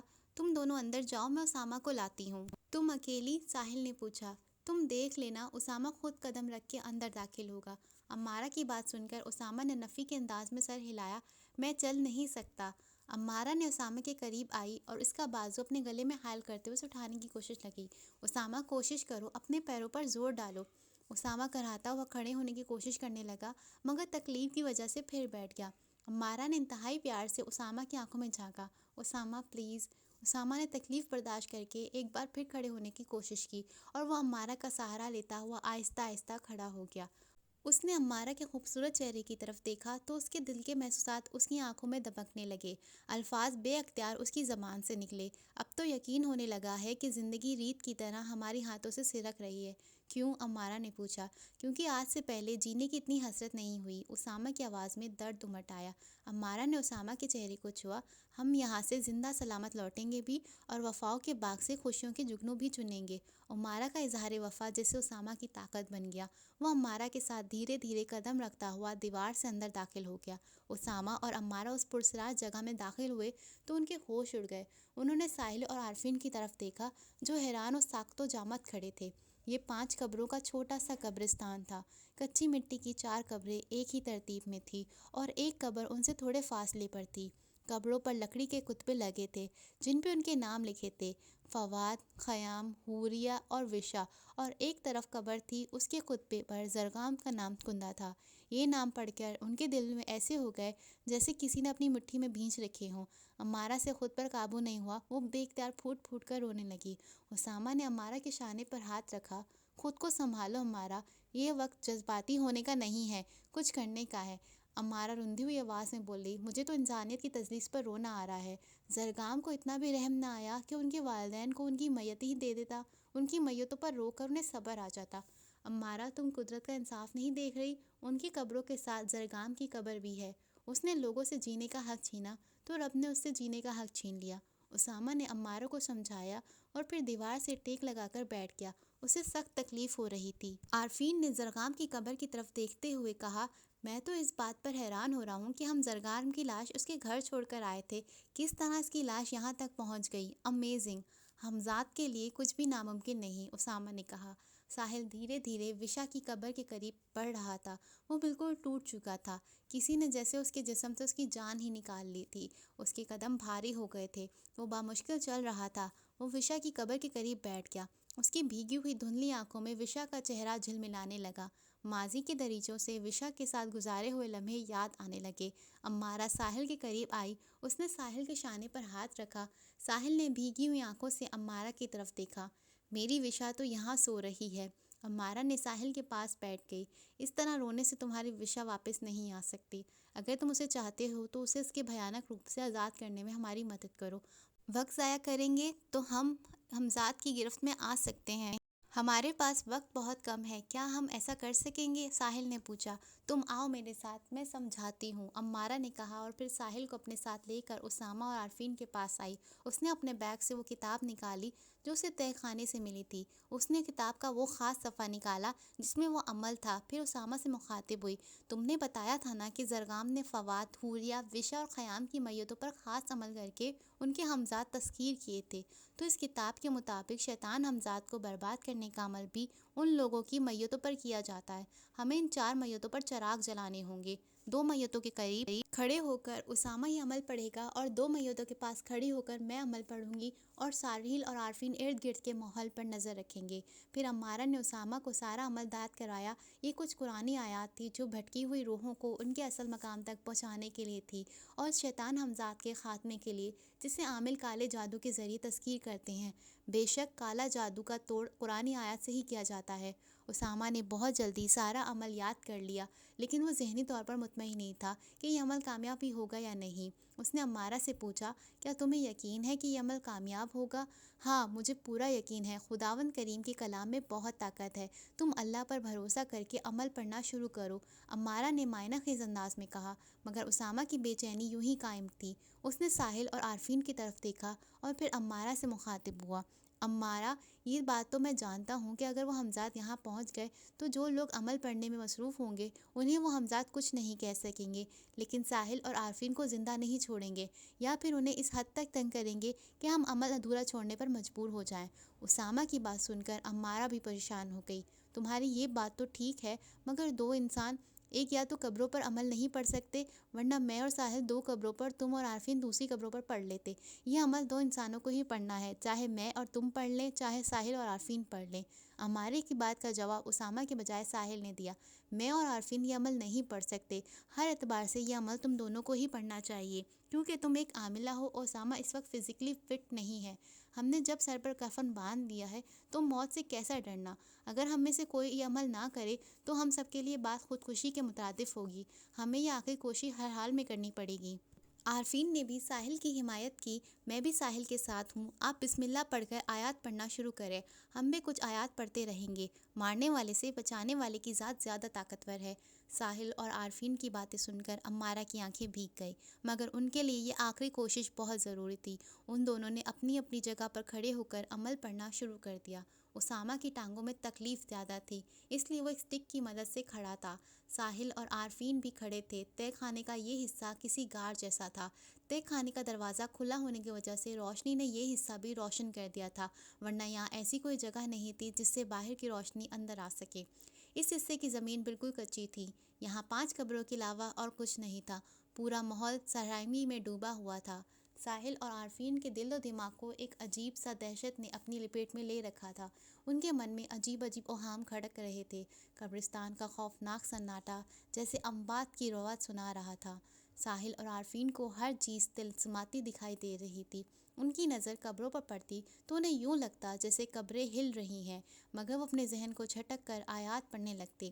اسی طرح کھڑے کھڑے ساحل کو تہہ خانے کے دروازے کا خیال آیا۔ تم ادھر ہی رکو، میں ابھی آتا ہوں، ساحل نے عارفین سے کہا اور پھر تہہ خانے کی سیڑھیوں کی طرف بڑھا۔ وہ سیڑھی چڑھنے لگا تو اسے ایک دم خیال آیا کہ اس دروازے کو اکھاڑ پھینکنے۔ یہ سوچ کر وہ سیڑھی چڑھنے کے بجائے تہہ خانے میں کچھ ڈھونڈنے لگا۔ اسے کلہاڑی نظر آئی۔ اس نے جلدی سے وہ کلہاڑی اٹھائی اور سیڑھیاں چڑھتا ہوا تہہ خانے کے دروازے کی طرف بڑھا۔ وہ تہہ خانے سے باہر ریسٹ ہاؤس کے صحن میں آ گیا۔ اس نے کلہاڑی سے تہہ خانے کے دروازے کو اکھاڑ پھینکا اور واپس نیچے تہہ خانے میں آ گیا۔ وہ عارفین کے پاس آیا تو عارفین نے پوچھا، کہاں گئے تھے؟ میں نے تہہ خانے کے دروازے کی ٹینشن ہی ختم کر دی ہے، دروازہ ہی توڑ دیا ہے، ساحل نے بتایا۔ یہ تو تم نے بہت اچھا کیا، عارفین نے کہا۔ عمارہ اور اسامہ نے کچھ آیات پڑھنے کے بعد 4 دیے زمین پر رکھے اور ان سب دیوں میں زیتون کا تیل ڈالا اور سب دیوں کو 4 قبروں کے اوپر رکھا۔ عمارہ نے 4 قبروں کو روشن کیا اور پھر اسامہ سے مخاطب ہوئی، اب ہم نے عمل نمبر 2 پڑھنا ہے۔ اس عمل میں آیات رکے بغیر مسلسل پڑھنی ہے، درمیان میں نہ تو کسی سے بات کرنی ہے اور نہ ہی اس عمل کو درمیان میں چھوڑنا ہے، ورنہ نہ صرف یہ عمل ناکام ہوگا بلکہ بے اثر بھی ہو جائے گا، ہم اسے دوبارہ نہیں پڑھ سکتے۔ اسامہ نے ہاتھ میں سر ہلایا اور دونوں نے عمل پڑھنا شروع کر دیا۔ دونوں کی نظر عمل کے دوران دیے پر مرکوز تھی۔ ساحل اور عارفین اور اسامہ اور عمارہ پر بھی نظر رکھے تھے اور ارد گرد کے ماحول پر بھی۔ اسامہ یکسوئی کے ساتھ عمل پڑھنے میں مصروف تھا کہ اچانک دیا اس کی آنکھوں سے اوجھل ہو گیا اور قبر کی مٹی دھول اڑاتی خود بخود پیچھے ہٹنے لگی، یہاں تک کہ قبر کا تختہ دکھائی دینے لگا۔ اسامہ کی آنکھیں باہر کو ابل پڑی، پیشانی پر پسینہ چمکنے لگا۔ اسے عمارہ کی بات یاد تھی۔ وہ عمل مسلسل پڑھتا رہا، مگر اس کے پاؤں اپنی جگہ سے اکھڑ رہے تھے۔ تھر تھراہٹ کی ایک لہر پورے وجود سے دوڑ گئی تھی۔ دیکھتے ہی دیکھتے وہ تختہ کسی دھماکے کی طرح پھٹا اور اس کے ٹکڑے ہوا میں بکھر گئے۔ یہ فواد کی قبر تھی۔ اتنا وقت گزرنے کے بعد جو مردے کی حالت ہوتی ہے وہ اسامہ کے سامنے تھی۔ کیڑوں نے اس کا جسم گوشت کا نوچ نوچ کھا لیا تھا اور وہاں اس کا اب صرف ڈھانچہ تھا، جس کی کھوپڑی میں آنکھیں باہر کے سوراخوں میں ابھی بھی کیڑوں نے اپنا مسکن بنایا ہوا تھا۔ اسامہ کو ابکائی بھی آ رہی تھی اور دہشت سے پورے وجود پر کپکپی سی طاری ہو گئی تھی، خاص طور پر تھوڑی کانپنے سے اس کے دانت بجنے لگے تھے، جس کی وجہ سے اسے عمل پڑھنے میں دشواری ہو رہی تھی۔ اس نے عمارہ کی طرف دیکھا جو انتہائی میں ہو کے عمل پڑھنے میں مصروف تھی۔ اس کے چہرے پر کسی قسم کے خوف کے تاثرات نہیں تھے۔ اس نے دوبارہ قبر کی طرف اپنی نظریں مرکوز کر دی۔ وہ ایک فوجی تھا، اس لیے خوف اس کے ارادوں کو کمزور نہ کر سکا اور وہ مسلسل عمل پڑھتا رہا، یہاں تک کہ وہ قبر جس طرح کھلی تھی اس طرح خود بخود بند بھی ہو گئی۔ اسامہ سمجھ گیا کہ وہ جو کچھ دیکھ رہا تھا وہ صرف اسے ہی دکھائی دے رہا تھا، شاید یہ سب کچھ اس کا ہمزاد ان کا عمل ناکام بنانے کے لیے کر رہے ہیں۔ اس عمل کے دوران وہ دونوں نہ تو بات کر سکتے تھے اور نہ ہی اپنی جگہ چھوڑ سکتے تھے، لیکن اسامہ جان چکا تھا کہ ہمزاد ان تک پہنچ چکے ہیں۔ ساحل نے ایک نظر اسامہ اور عمارہ کی طرف دیکھا اور پھر عارفین سے مخاطب ہوا، دعا کرو کہ اسامہ اور عمارہ کا عمل کامیاب ہو جائے۔ ہاں، اگر وہ دونوں اس عمل میں کامیاب ہو گئے تو ان ہمزاد سے ہمیں ہمیشہ ہمیشہ کے لیے چھٹکارا مل جائے گا۔ بس وہ مٹی کی گولیاں پوری طرح گھلی نہ ہوں، کاش ہمیں تھوڑا سا وقت اور مل جائے۔ عارفین نے بھی کہا ہی تھا کہ حوریہ کی دل فریب مذکور کن آواز ان دونوں کی سماعت سے ٹکرائی۔ وہ اپنی سحر انگیز آواز میں کوئی گیت گا رہی تھی۔ اس کی آواز کے طلسم نے ان دونوں کو دلوں میں ہلچل سی مچا دی۔ ان کی سوچنے سمجھنے کی صلاحیت معدوم ہو گئی۔ وہ دیوانوں کی طرح اس آواز کی سمت کی طرف چلنے لگے۔ اسامہ اور عمارہ کو یہ آواز سنائی نہیں دے رہی تھی۔ اسامہ اور عمارہ نے انہیں اس طرح بدحواس تہہ خانے کی طرف باہر کی طرف بھاگتے ہوئے دیکھا تو وہ دونوں پریشان ہو گئے، مگر وہ نہ تو ان سے کچھ پوچھ سکتے تھے کہ کہاں جا رہے ہیں اور نہ ہی انہیں جانے سے روک سکتے تھے۔ انہوں نے انہیں اللہ کے سہارے چھوڑ دیا اور یہ سوچ کر اپنا دھیان عمل کی طرف مرکوز کرنے لگے کہ اگر عمل کامیابی سے پورا ہو گیا تو ان دونوں کو کوئی نقصان نہیں پہنچے گا۔ مگر وہ دونوں نہیں جانتے تھے کہ ساحل اور عارفین تو موت کی صدا کی طرف بھاگے ہی تھے۔ وہ دونوں اس خوبصورت آواز کے پیچھے بھاگتے بھاگتے ریسٹ ہاؤس سے باہر نکل پڑے۔ آواز کی مقناطیسیت انہیں اپنی طرف کھینچتی ہوئی ایک خوبصورت باغ میں لے آئی۔ ایک گھنے درخت کے قریب حوریہ خوبصورت لباس میں ستارے تھامے بیٹھی تھی۔ حسن و زیبائی سے وہ کسی پری جیسی دکھائی دے رہی تھی۔ وہ گھاس پر بیٹھی تھی۔ اس کا فیروزی جالی دار فراک دائرے کی شکل میں گھاس پر پھیلا ہوا تھا۔ وہ اپنی خمدار لمبی انگلیوں سے ستار کی تاروں کو چھیڑتی اور اپنی محصور کن آواز کے جادوئی سر ہوا میں بکھیر دیتی۔ پہلے وہ وقفے کے ساتھ تھوڑا تھوڑا گا رہی تھی، مگر اب وہ بغیر رکے مسلسل گا رہی تھی۔ اب عارفین اور ساحل کو اس کی آواز چبھنے لگی تھی اور دل کی دھڑکنیں بھی تیز ہو گئی تھی، مگر ان پر کچھ ایسا سحر طاری تھا کہ وہ وہاں سے جانے پر آمادہ نہ تھے۔ آہستہ آہستہ وہ آواز اتنی تیز ہو گئی کہ ساحل اور عارفین کی دماغ کی رگیں پھٹنے لگیں، کانوں کے پردے چڑھنے لگے، دل ڈوبنے لگا۔ وہ دونوں اپنے کانوں پر ہاتھ رکھ کے گھٹنوں کے بل بیٹھ کر چیخنے لگے، خدا کے لیے خاموش ہو جا۔ حوریہ اٹھ کر اپنے گانے کے ساتھ ساتھ جھومنے لگی۔ ساحل اور عارفین زمین پر گر کر مچھلی کی طرح تڑپنے لگے۔ ہاتھ ان کے کانوں پر ہی تھے، ان کی دماغ کی رگیں باہر کی طرف ابھر گئی تھیں۔ وہ درد سے چلا رہے تھے۔ حوریہ گھومتے گھومتے اپنے خوبصورت روپ سے اپنے اصل روپ میں آ گئی۔ وہی مردوں جیسی سفیدی مائل سرخ جلد، مردہ آنکھیں، پیٹری جمع سیاہ ہونٹ، کفن جیسے سفید چولے میں وہ بدمست جھونکے کی طرح ادھر ادھر اڑ رہی تھی۔ وہ دشمن کے شکار کے مزے سے لطف اندوز ہو رہی تھی۔ روشنی کی ایک شعاع حوریہ کی طرف بڑھی اور پھر خیام کا روپ دھار گئی۔ خیام کے ہاتھ میں ایک بڑا سا آئینہ تھا جو تقریباً 4 فٹ لمبا اور 2 فٹ چوڑا تھا۔ خیام کو دیکھ کر حوریہ کے لبوں پر مسکراہٹ بکھر گئی۔ اسے یقین تھا کہ خیام اس کا کچھ نہیں بگاڑ سکتا۔ اسے اب شکار کا زیادہ مزہ آ رہا تھا کہ خیام کے سامنے اس کے دوستوں کے دماغ کی رگیں پھٹ جائیں گی اور ان کے کانوں اور ناک سے لہو بہے گا۔ وہ اپنے خاص انداز میں گاتی ہوئی ہوا میں ادھر ادھر اڑ رہی تھی۔ خیام بھی ہوا میں اڑتا ہوا ایک پہاڑ کے قریب کسی خاص جگہ پر کھڑا ہو گیا۔ وہ جانتا تھا کہ حوریہ اس کے پیچھے ضرور آئے گی۔ وہ اسی باغ میں ہی کھڑا تھا جہاں ساحل اور عارفین زمین پر گرے تڑپ رہے تھے۔ حوریہ بھی مسکراتی ہوئے خیام کے سامنے آ کھڑی ہوئی۔ سورج پوری آب و تاب کے ساتھ دمک رہا تھا۔ دھوپ بہت تیز تھی۔ جس جگہ خیام اور حوریہ کھڑے تھے سورج ان کے بالکل سامنے تھا۔ حوریہ کو اپنی شیطانی قوتوں پر بہت بھروسہ تھا۔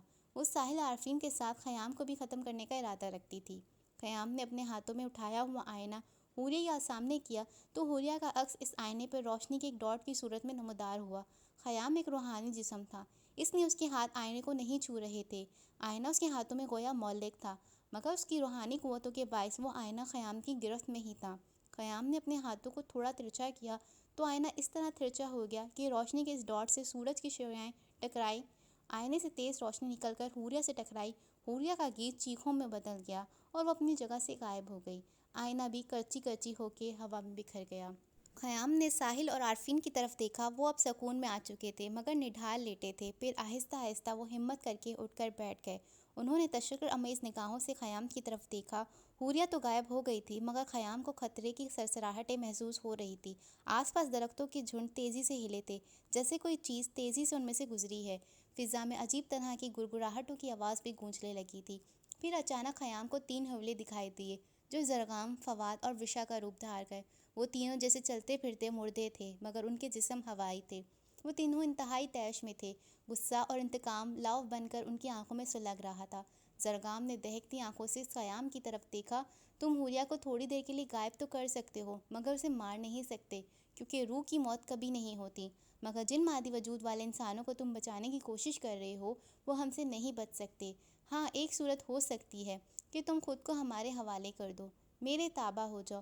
میں صرف ان چاروں کی جان بخش دوں گا بلکہ انہیں ان کے گھر تک بھی پہنچا دوں گا۔ خیام نے ہنستے ہوئے زرگام کی بات کا جواب دیا، جن لوگوں کو تم بچانے کی بات کر رہے ہو وہ موت سے نہیں ڈرتے، وہ تمہیں ختم کرنے کے لیے سر پر کفن باندھ کر بیٹھے ہیں۔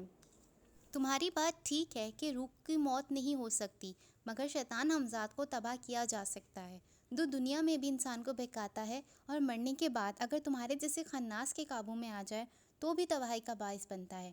پروردگار اگر چاہے تو ایک ساتھ میں ہی شیطان کو ختم کر سکتا ہے، مگر وہ شیطان کو ہمارے ایمان پر رکھنے کے لیے زندہ رکھتا ہے، ہمیں کوئی ختم نہیں کر سکتا۔ فواد نے کہہ کر لگایا، اسامہ اور عمارہ قرآن پاک کی جو آیات پڑھ رہے ہیں، تم سب اس سے برباد ہونے والے ہو، کیونکہ ان کا عمل پورا ہونے والا ہے اور اس عمل کے دوران تم انہیں ختم نہیں کر سکتے۔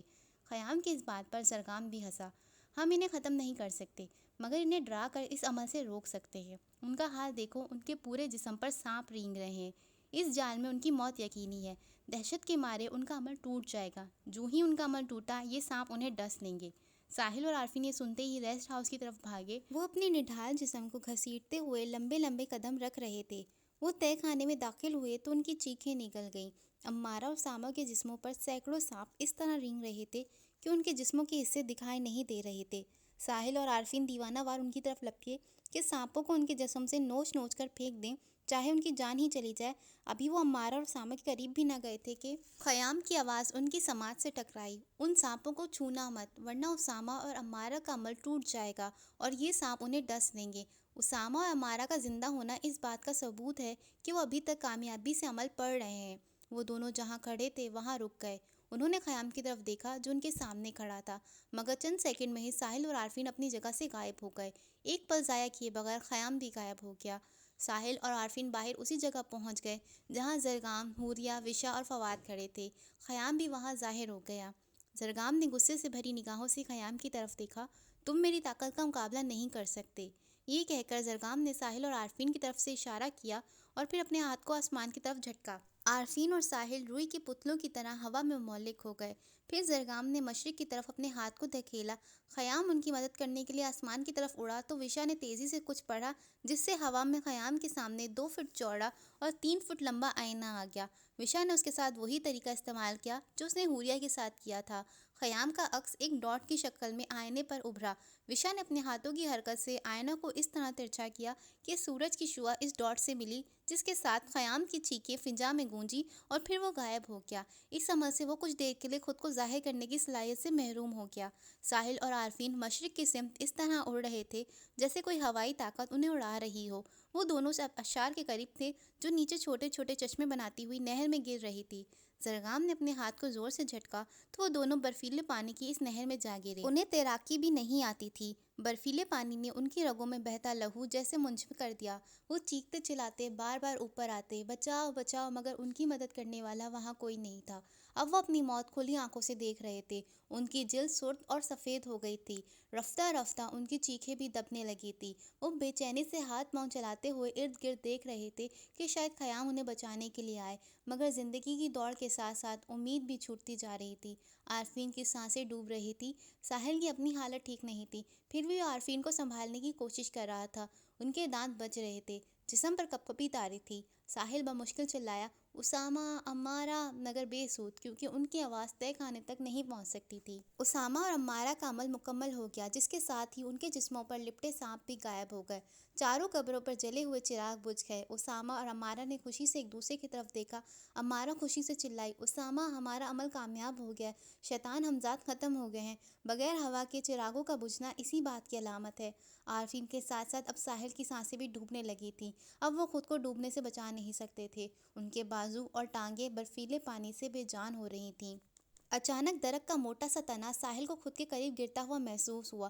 زندگی کی امید نے ان کے بے جان جسموں میں جان بھر دی۔ ساحل نے ہاتھ بڑھا کر اس تنے کو پکڑ لیا، وہ دونوں اس تنے کی مدد سے جھیل سے باہر آ گئے۔ ان کی حالت بہت خراب تھی، وہ بے سوچ زمین پر گر گئے اور کانپنے لگے۔ تنے کا اس طرح ہم پر جھک جانا بالکل جادوئی عمل تھا، مگر یہ کس نے کیا؟ ابھی یہ ساحل سوچ ہی رہا تھا کہ اسے اسی درخت کے قریب ایک روشنی سی دکھائی دی جو رفتہ رفتہ اس کے قریب آنے لگی اور پھر وشا کا روپ دھار گئی۔ پہلے تو ساحل اور عارفین خوف زدہ ہو گئے کیونکہ ان کے جسموں میں اتنی طاقت نہیں تھی کہ وہ اپنا دفاع کر سکے، مگر اس بار وشا کا روپ بہت مختلف تھا۔ وہ سفید لباس میں تھی، اس کا سفید دوپٹہ ہوا میں لہرا رہا تھا، اس کے چہرے پر وہی معصومیت، وہی خوبصورتی تھی جو زندگی سے بھرپور وشا میں تھی۔ ساحل کا دل اسی طرح دھڑکا جیسے اس کی اپنی وشا اس کے سامنے ہو، مگر اس نے اپنے سر کو جھٹکا کہ وہ ایک بار پھر ہمزاد کے دھوکے میں نہ آ جائے۔ وشا کا ہوائی نورانی جسم اس کے بالکل قریب آ گیا۔ وہ اس کے پاس بیٹھ گئی۔ اس کی آنکھیں احساس وفا سے جھلملا رہی تھی، لبوں پر مسکراہٹ بکھری ہوئی تھی۔ ساحل اس سے پیچھے نہیں ہٹ رہا تھا۔ نہ جانے دل کیوں کہہ رہا تھا کہ اگر یہ فریب ہے تو اس فریب میں مبتلا ہو جاؤں۔ وشا نے دھیرے سے کہا، تمہیں نئی زندگی مبارک ہو، تم سب نے مل کر موت کو شکست دے دی ہے۔ ساحل کے دل نے کہا کہ زندگی کی نوید سنانے والی وشا ہی ہو سکتی ہے۔ اس کی آنکھیں بھیگ گئی۔ وشا، تم میری وشا ہو؟ وشا مسکرائی، مگر اس کی آنکھوں میں ساحل کے لیے گلہ تھا۔ بس تم سے ایک بات کہنے آئی ہوں، اگر کوئی آپ کی زندگی میں سچی محبت لے کر آئے تو اسے کبھی نہ ٹھکراؤ۔ محبت پر پیسہ اور آسائشوں کو ترجیح مت دو۔ اگر آپ کسی کو محبت کے بدلے میں محبت دیں گے تو رب خود ہی آپ کی نعمتوں سے سرشار کر دے گا۔ کوئی اپنے رب سے امید تو باندھ کے دیکھے، وہ کسی کو مایوس نہیں کرتا۔ یہ کہہ کر وشا کھڑی ہو گئی اور ہوا میں معلق ہو کر ساحل سے پیچھے ہٹنے لگی۔ وشا، رکو، میری بات تو سنو۔ ساحل ہوا میں ہاتھ اکڑائے اسے پکارتا رہا۔ وشا پیچھے ہٹتی ہوئی ایک بار پھر روشنی میں تبدیل ہو گئی، اور پھر تھوڑی دیر کے بعد ساحل اور عارفین کو 5 روشنی کی شعاعیں آسمان کی طرف بڑھتی ہوئی دکھائی دیں۔ اسامہ اور عمارہ ساحل اور عارفین کو ڈھونڈتے ڈھونڈتے ان تک آن پہنچے۔ او میرے خدایا، ان کی حالت تو بہت خراب ہے، عمارہ نے ساحل اور عارفین کے پاس بیٹھتے ہوئے کہا، جن کے جسموں پر کپکپی طاری تھی۔ گیلے کپڑوں کے باعث ان کا جسم مزید ٹھنڈا پڑ رہا تھا، ہونٹ نیلے ہو گئے تھے۔ انہیں کسی طرح ریسٹ ہاؤس تک لے جانا ہوگا، ورنہ ان کی جان کو خطرہ ہو سکتا ہے۔ عمارہ نے اسامہ کی طرف دیکھتے ہوئے کہا، جو خود بمشکل چل کر یہاں تک آیا تھا۔ اس کی کمر اور ٹانگ میں تکلیف تھی۔ تم اکیلی انہیں کس طرح لے کر جاؤ گی؟ میں ادھر ہی آگ جلا دیتا ہوں، اسامہ نے کہا۔ عمارہ، بس تھوڑا سا سہارا دے دیں، ہم خود چل کر جا سکتے ہیں۔ اس نے سہارا دے کر ساحل کو کھڑا کیا، اور پھر ساحل عمارہ کا سہارا لیتے ہوئے آہستہ آہستہ چل کر ریسٹ ہاؤس تک چلا گیا۔ اسے ریسٹ ہاؤس کے کمرے میں بٹھا کے عمارہ نے ایک گرم کمبل اسے اڑا دیا، اور پھر عارفین کو لانے کے لیے دوبارہ دوڑتی ہوئی ریسٹ ہاؤس سے باہر بھاگی۔ اسامہ عارفین کے پاس بیٹھا اس کے ہاتھ مل رہا تھا۔ تھوڑی ہی دیر میں عمارہ وہاں پہنچ گئی۔ وہ بہت تیز بھاگ کر آئی تھی۔ اس کی سانس پھولی ہوئی تھی۔ اس نے عارفین کو سہارا دے کر کھڑا کیا، اور پھر عارفین بھی ساحل کی طرح عمارہ کا سہارا لے کر آہستہ آہستہ ریسٹ ہاؤس تک پہنچ گیا۔ اسامہ بھی لنگڑا کر چلتا ہوا ان کے ساتھ ساتھ ریسٹ ہاؤس تک آ گیا۔ عمارہ نے ان دونوں کو ہال نما بڑے کمرے میں آتش دان کے قریب بٹھایا۔ اسامہ نے جلدی سے آتش دان میں آگ لگا دی۔ ریسٹ ہاؤس اب پرانی حالت میں تھا، کھنڈر نما، دھول و مٹی سے اٹکا ہوا۔ آگ ٹھیک طرح سے لگ گئی تو اسامہ نے عمارہ سے کہا، جلدی سے ان کے گرم کپڑے نکالو۔ عمارہ نے بیگ سے ان دونوں کے گرم کپڑے اور جرسیاں نکالیں۔ اس نے 2 پینٹ شرٹس اور 2 جرسیاں اسامہ کو دیں اور خود کمرے سے باہر صحن میں چلی گئی۔ اسامہ نے ساحل اور عارفین کو کپڑے دیے، ادھر آگ کے قریب اپنے کپڑے بدل لو۔ ان دونوں نے اپنے کپڑے بدل لیے۔ اسامہ نے ان کے گیلے کپڑے کرسیوں پر پھیلا دیے۔ کپڑے تبدیل کرنے کے بعد ان دونوں کو کافی سکون ملا تھا۔ وہ ٹھٹھرتے ہوئے آگ کے قریب بیٹھ گئے۔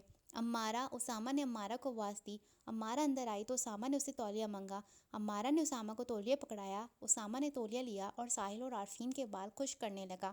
عمارہ بھی ان دونوں کے قریب بیٹھ گئی۔ اب کچھ بہتر محسوس کر رہے ہو؟ عمارہ نے ساحل اور عارفین سے پوچھا۔ دونوں نے ہاں میں سر ہلایا۔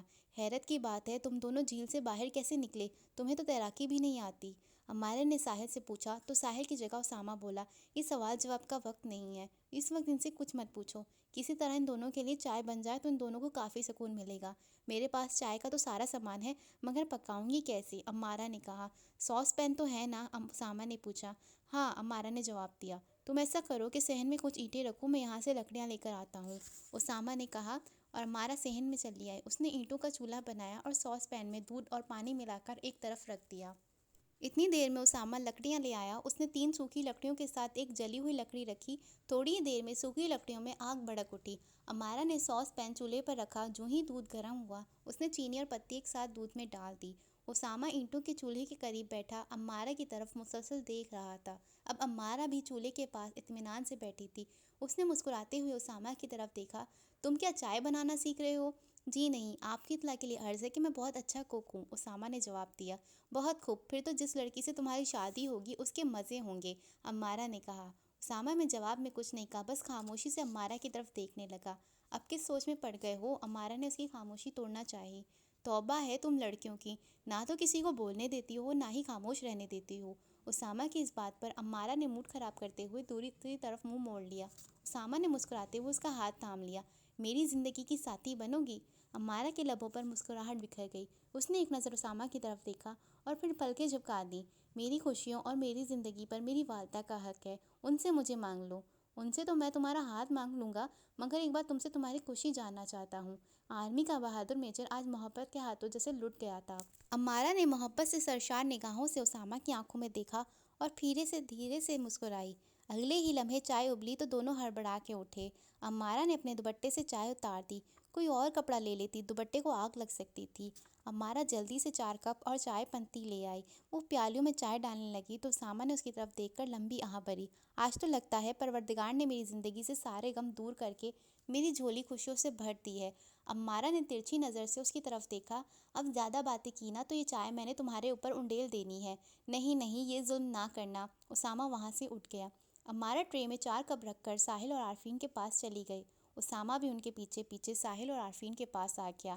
اسامہ نے ان دونوں کو چائے دی اور خود بھی ان کے قریب بیٹھ گیا۔ امارہ بھی اپنا کپ لے کر ان کے پاس بیٹھ گئی۔ ساحل، تم اور عارفین بہت بہادر ہو۔ تمہاری ہمت کی وجہ سے ہم اپنا عمل مکمل کر پائے۔ ہم نے ان شیطان ہمزاد کا خاتمہ کر دیا ہے۔ اب ہم اپنے گھر والوں کو یہ خوشخبری سنائیں گے، امارہ نے کہا۔ مگر ساحل کی آنکھوں میں آنسو آ گئے۔ ان لوگوں کو یہ بھی بتا دینا کہ ہم خیام، فواد، وشا اور حوریہ کی قبریں بھی دیکھ کر آئے ہیں۔ اسامہ نے ساحل کے اپنے بازو میں لے لیا۔ ساحل اس کے کندھے سے سر لگا کر رونے لگا۔ ساحل کو اس طرح دیکھ کر سب اداس ہو گئے۔ اگر ان دونوں کی حالت ٹھیک ہوتی تو ہم ابھی سفر پر روانہ ہو جاتے، مگر ان دونوں کی حالت ابھی ٹھیک نہیں ہے، امارہ نے کہا۔ یہ دونوں پہلے سے بہتر ہیں، اور ویسے بھی گاڑی میں سردی نہیں لگتی۔ 1-2 گھنٹہ پہلے آرام کرتے ہیں، پھر گھر کے لیے روانہ ہوں گے۔ تم تیاری مکمل کر لو، اسامہ نے کہا۔ تھوڑی بہت چیزیں پیک کرنی ہے، اس میں اتنا وقت نہیں لگے گا۔ مجھے تو تم تینوں کی فکر ہے، تم تینوں فٹ نہیں ہو، امارہ نے بڑی سی شال اوڑھتے ہوئے کہا۔ ہم ٹھیک ہیں، تم ہماری فکر نہ کرو۔ اسامہ نے آتش دان کے سامنے ایک گدا بچھا دیا اور ایک کمبل کو موڑ کر اس کا تکیہ سا بنا دیا، اور پھر ساحل سے کہا، تم اور عارفین لیٹ جاؤ، ہم ٹھیک بیٹھے ہیں۔ ساحل نے جواب دیا، ہم نے سفر کرنا ہے، بہتر ہے کہ تم دونوں آرام کر لو، اسامہ نے زور دیا۔ ساحل اور عارفین گدے پر لیٹ گئے۔ اسامہ نے ان کے اوپر کمبل دیا اور پھر امارہ کے قریب آیا۔ تم میرے ساتھ آؤ، ایک ضروری کام کرنا ہے۔ اب ایسا کون سا کام ہے؟ امارہ نے حیرت سے پوچھا۔ باہر صحن میں آؤ، میں سمجھاتا ہوں، اسامہ نے کہا۔ امارہ اٹھ کے اس کے ساتھ باہر صحن میں چلی گئی۔ اب بتاؤ کون سا کام ہے؟ ہم نے شیطانوں کو تو ختم کر دیا ہے، میں چاہتا ہوں کہ اس غلاظت کو بھی جلا ڈالیں جنہیں زرغام کالے جادو میں استعمال کرتا تھا، اسامہ نے تہہ خانے کے دروازے کے قریب دیکھتے ہوئے کہا۔ ہاں، تم ٹھیک کہہ رہے ہو، ہمیں وہ سب ناپاک چیزیں جلا دینی چاہیے تاکہ کوئی اور اس شیطانی علم کی طرف مائل نہ ہو۔ یہ کہہ کر امارہ تہہ خانے کے دروازے کی طرف بڑھی جو ٹوٹ کر ایک طرف گرا ہوا تھا۔ وہ سیڑھیوں سے نیچے اتر گئی۔ اسامہ بھی آہستہ آہستہ سیڑھیوں سے نیچے اتر گیا۔ اس نے اور امارہ نے ساری غلاظت ایک بوری میں ڈالی۔ امارہ نے کالے جادو کی کتابیں بھی اس بوری میں ڈال دی۔ اسامہ خود مشکل سے چل رہا تھا، اس لیے امارہ اس بوری کو اٹھا کر سیڑھیاں چڑھنے لگی۔ اسامہ بھی تہہ خانے میں ہی تھا تو امارہ صحن میں بوری رکھ کر بھی واپس آ گئی۔ اسامہ اور امارہ نے وشا، حوریہ، فواد اور خیام کی قبروں کے قریب کھڑے ہو کر سورہ فاتحہ پڑھی اور ان کے لیے دعائیں مغفرت کی، اور پھر واپس اوپر صحن میں آ گئے۔ اسامہ نے غلاظت سے بھری اس بوری کو آگ لگا دی۔ امارہ پیکنگ کرنے لگیں۔ جب روانگی کی ساری تیاری مکمل ہو گئی تو اسامہ نے ساحل اور عارفین کو جگایا۔ وہ دونوں تیار ہو گئے۔ جب سامان اٹھا کر سب ریسٹ ہاؤس سے باہر جانے لگے تو ساحل نے امارہ سے کہا، ایک بار وشا کی قبر دیکھ لوں؟ امارہ نے اس بات میں سر ہلایا اور پھر اسامہ سے کہا، تم دونوں ادھر ہی ٹھہرو، ہم ابھی آتے ہیں۔ ساحل اور عارفین اب خود سے چل سکتے تھے، اب انہیں سہارے کی ضرورت نہیں تھی۔ ساحل اور امارہ تہہ خانے کی سیڑھیاں اتر کر اس چھوٹے سے قبرستان میں گئے۔ ساحل وشا کی قبر کے پاس بیٹھ گیا۔ وہ ایک بار پھر جذبات کی روح میں بہنے لگا۔ اس کی آنکھیں بھیگ گئی۔ وہ گلوگیر لہجے میں بولا، مجھے معاف کر دو وشا۔ امارہ نے اس کے شانے پر ہاتھ رکھا۔ وشا کے لیے سورہ فاتحہ پڑھو اور اس کی مغفرت کی دعا مانگو، اس طرح آنسو بہانے سے روحوں کو اذیت ہوتی ہے۔ ساحل نے سورہ فاتحہ پڑھی اور وشا کے ساتھ حوریہ، فواد اور خیام کے لیے بھی دعا مانگی۔ وہ دونوں اوپر ریسٹ ہاؤس کے صحن میں آئے اور پھر سارے ریسٹ ہاؤس سے باہر نکل گئے۔ گاڑی تک پہنچنے کا مسئلہ بھی ان لوگوں کے لیے کافی کٹھن تھا۔ انہیں پہاڑوں کے دشوار گزار گاروں سے گزر کر گاڑی تک پہنچنا تھا۔ انہوں نے ہمت کی اور اس دشوار گزار راستے سے گزر کر گاڑی تک پہنچنے میں کامیاب ہو گئے۔ اسامہ تو وہیں زمین پر سج وجود ہو گیا اور اپنے رب کا شکر ادا کیا۔ وہ اپنے مشن میں کامیاب ہوئے، اب صحیح سلامت گھر واپس لوٹ رہے تھے۔ ساحل ڈرائیونگ سیٹ پر بیٹھا اور امارہ اس کے ساتھ اگلی نشست پر بیٹھ گئی۔ اسامہ اور عارفین پیچھے بیٹھ گئے۔ وہ شام کے 5 بجے وہاں سے روانہ ہوئے۔ تقریباً آدھے گھنٹے کے سفر کے بعد ہی ان کے موبائلز کی سروس بحال ہو گئی۔ اسامہ، ساحل اور عارفین نے اپنے اپنے گھر والوں سے فون پر بات کی اور اپنے کامیابی اور خیریت کی اطلاع دی۔ گھر والوں سے بات کرنے کے بعد انہیں عجیب سا سکون ملا۔ انہیں محسوس ہوا کہ جذبات کی بھرپور زندگی ہاتھوں میں خوشیوں کے گلاب اٹھائے ان کی منتظر ہیں۔ ان کی گاڑی پہاڑوں سے بل کھاتے سانپ جیسی سڑک پر لہلہاتی دوڑ رہی تھی۔ بادل جیسے بار بار گاڑی کے آگے آ کر چھیڑخانی کر جاتے تھے۔ عمارہ نے اپنی والدہ رابعہ کا نمبر ملایا تو بیل جانے لگی۔ عمارہ کے دل کی دھڑکن تیز ہو رہی تھی کہ کب وہ اپنی ماں کی آواز سنتی ہے۔ رابعہ واش روم میں تھی، اس لیے فون اٹینڈ نہیں کیا۔ عمارہ نے دوبارہ کوشش کی مگر ماں سے بات نہ ہو سکی۔ پھر اس نے ظفر کا نمبر ملایا۔ ہیلو عمارہ، کہاں ہو تم لوگ؟ خیریت سے تو ہو؟ ہم تو تم سب کے موبائل سے فون کرتے رہے مگر رابطہ ہی نہ ہوا اور تم میں سے کسی نے فون نہیں کیا۔ انکل ہم سب خیریت سے ہیں، ہمارے موبائلز پر سگنل نہیں تھے، ہم تو ایک دوسرے سے بھی رابطہ نہیں کر سکتے۔ امی تو ٹھیک ہے نا؟ ہاں ٹھیک ہے مگر تمہاری وجہ سے بہت پریشان ہے، ظفر نے کہا۔ میں جو خوشی کی خبر سنانے والی ہوں ان سب کی آپ کی پریشانیاں دور ہو جائیں گی، عمارہ نے کہا۔ تو پھر سناؤ عمارہ، ظفر نے بے چینی سے کہا۔ ہم اپنے مشن میں کامیاب ہو گئے ہیں اور اب صحیح سلامت گھر لوٹ رہے ہیں۔ عمارہ نے اتنی خوش تھی کہ اس کی آواز فون سے باہر آ رہی تھی۔ تھوڑی دیر کے لیے ظفر کی طرف سے خاموشی چھا گئی۔ خوشی کے احساس سے اس کی آنکھیں اشک بار ہو گئیں۔ وہ گلوگیر لہجے میں بولا، اپنوں کی جدائی کے غم نے تو مجھے مار ہی ڈالا تھا، یہ خبر سن کر میں پھر سے جی اٹھا ہوں۔ انکل آپ خیام، فواد اور حوریہ کے گھر والوں کو بھی بتا دیں، عمارہ نے کہا۔ عمارہ میں سب کو بتا دوں گا، تم سب نے میرے گھر آنا ہے۔ میں خیام، فواد اور حوریہ کے گھر والوں کو اور ساحل اور عارفین کے گھر والوں کو اپنے گھر ہی بلا لوں گا۔ اسامہ کی والدہ تو اپنے بڑے بیٹے کے ساتھ گجرات رہتی ہے، ان کے لیے آنا مشکل ہوگا، اس لیے انہیں کہیں کہوں گا۔ تم لوگ آ جاؤ تو ہم خود کسی دن شکریہ ادا کرنے ان کے گھر جائیں گے۔ ہماری اس کامیابی کا کریڈٹ تو اسامہ کو ہی جاتا ہے۔ تم سب خیریت سے پہنچ جاؤ، ہم سب کی دعائیں تمہارے ساتھ ہیں، ظفر نے کہا۔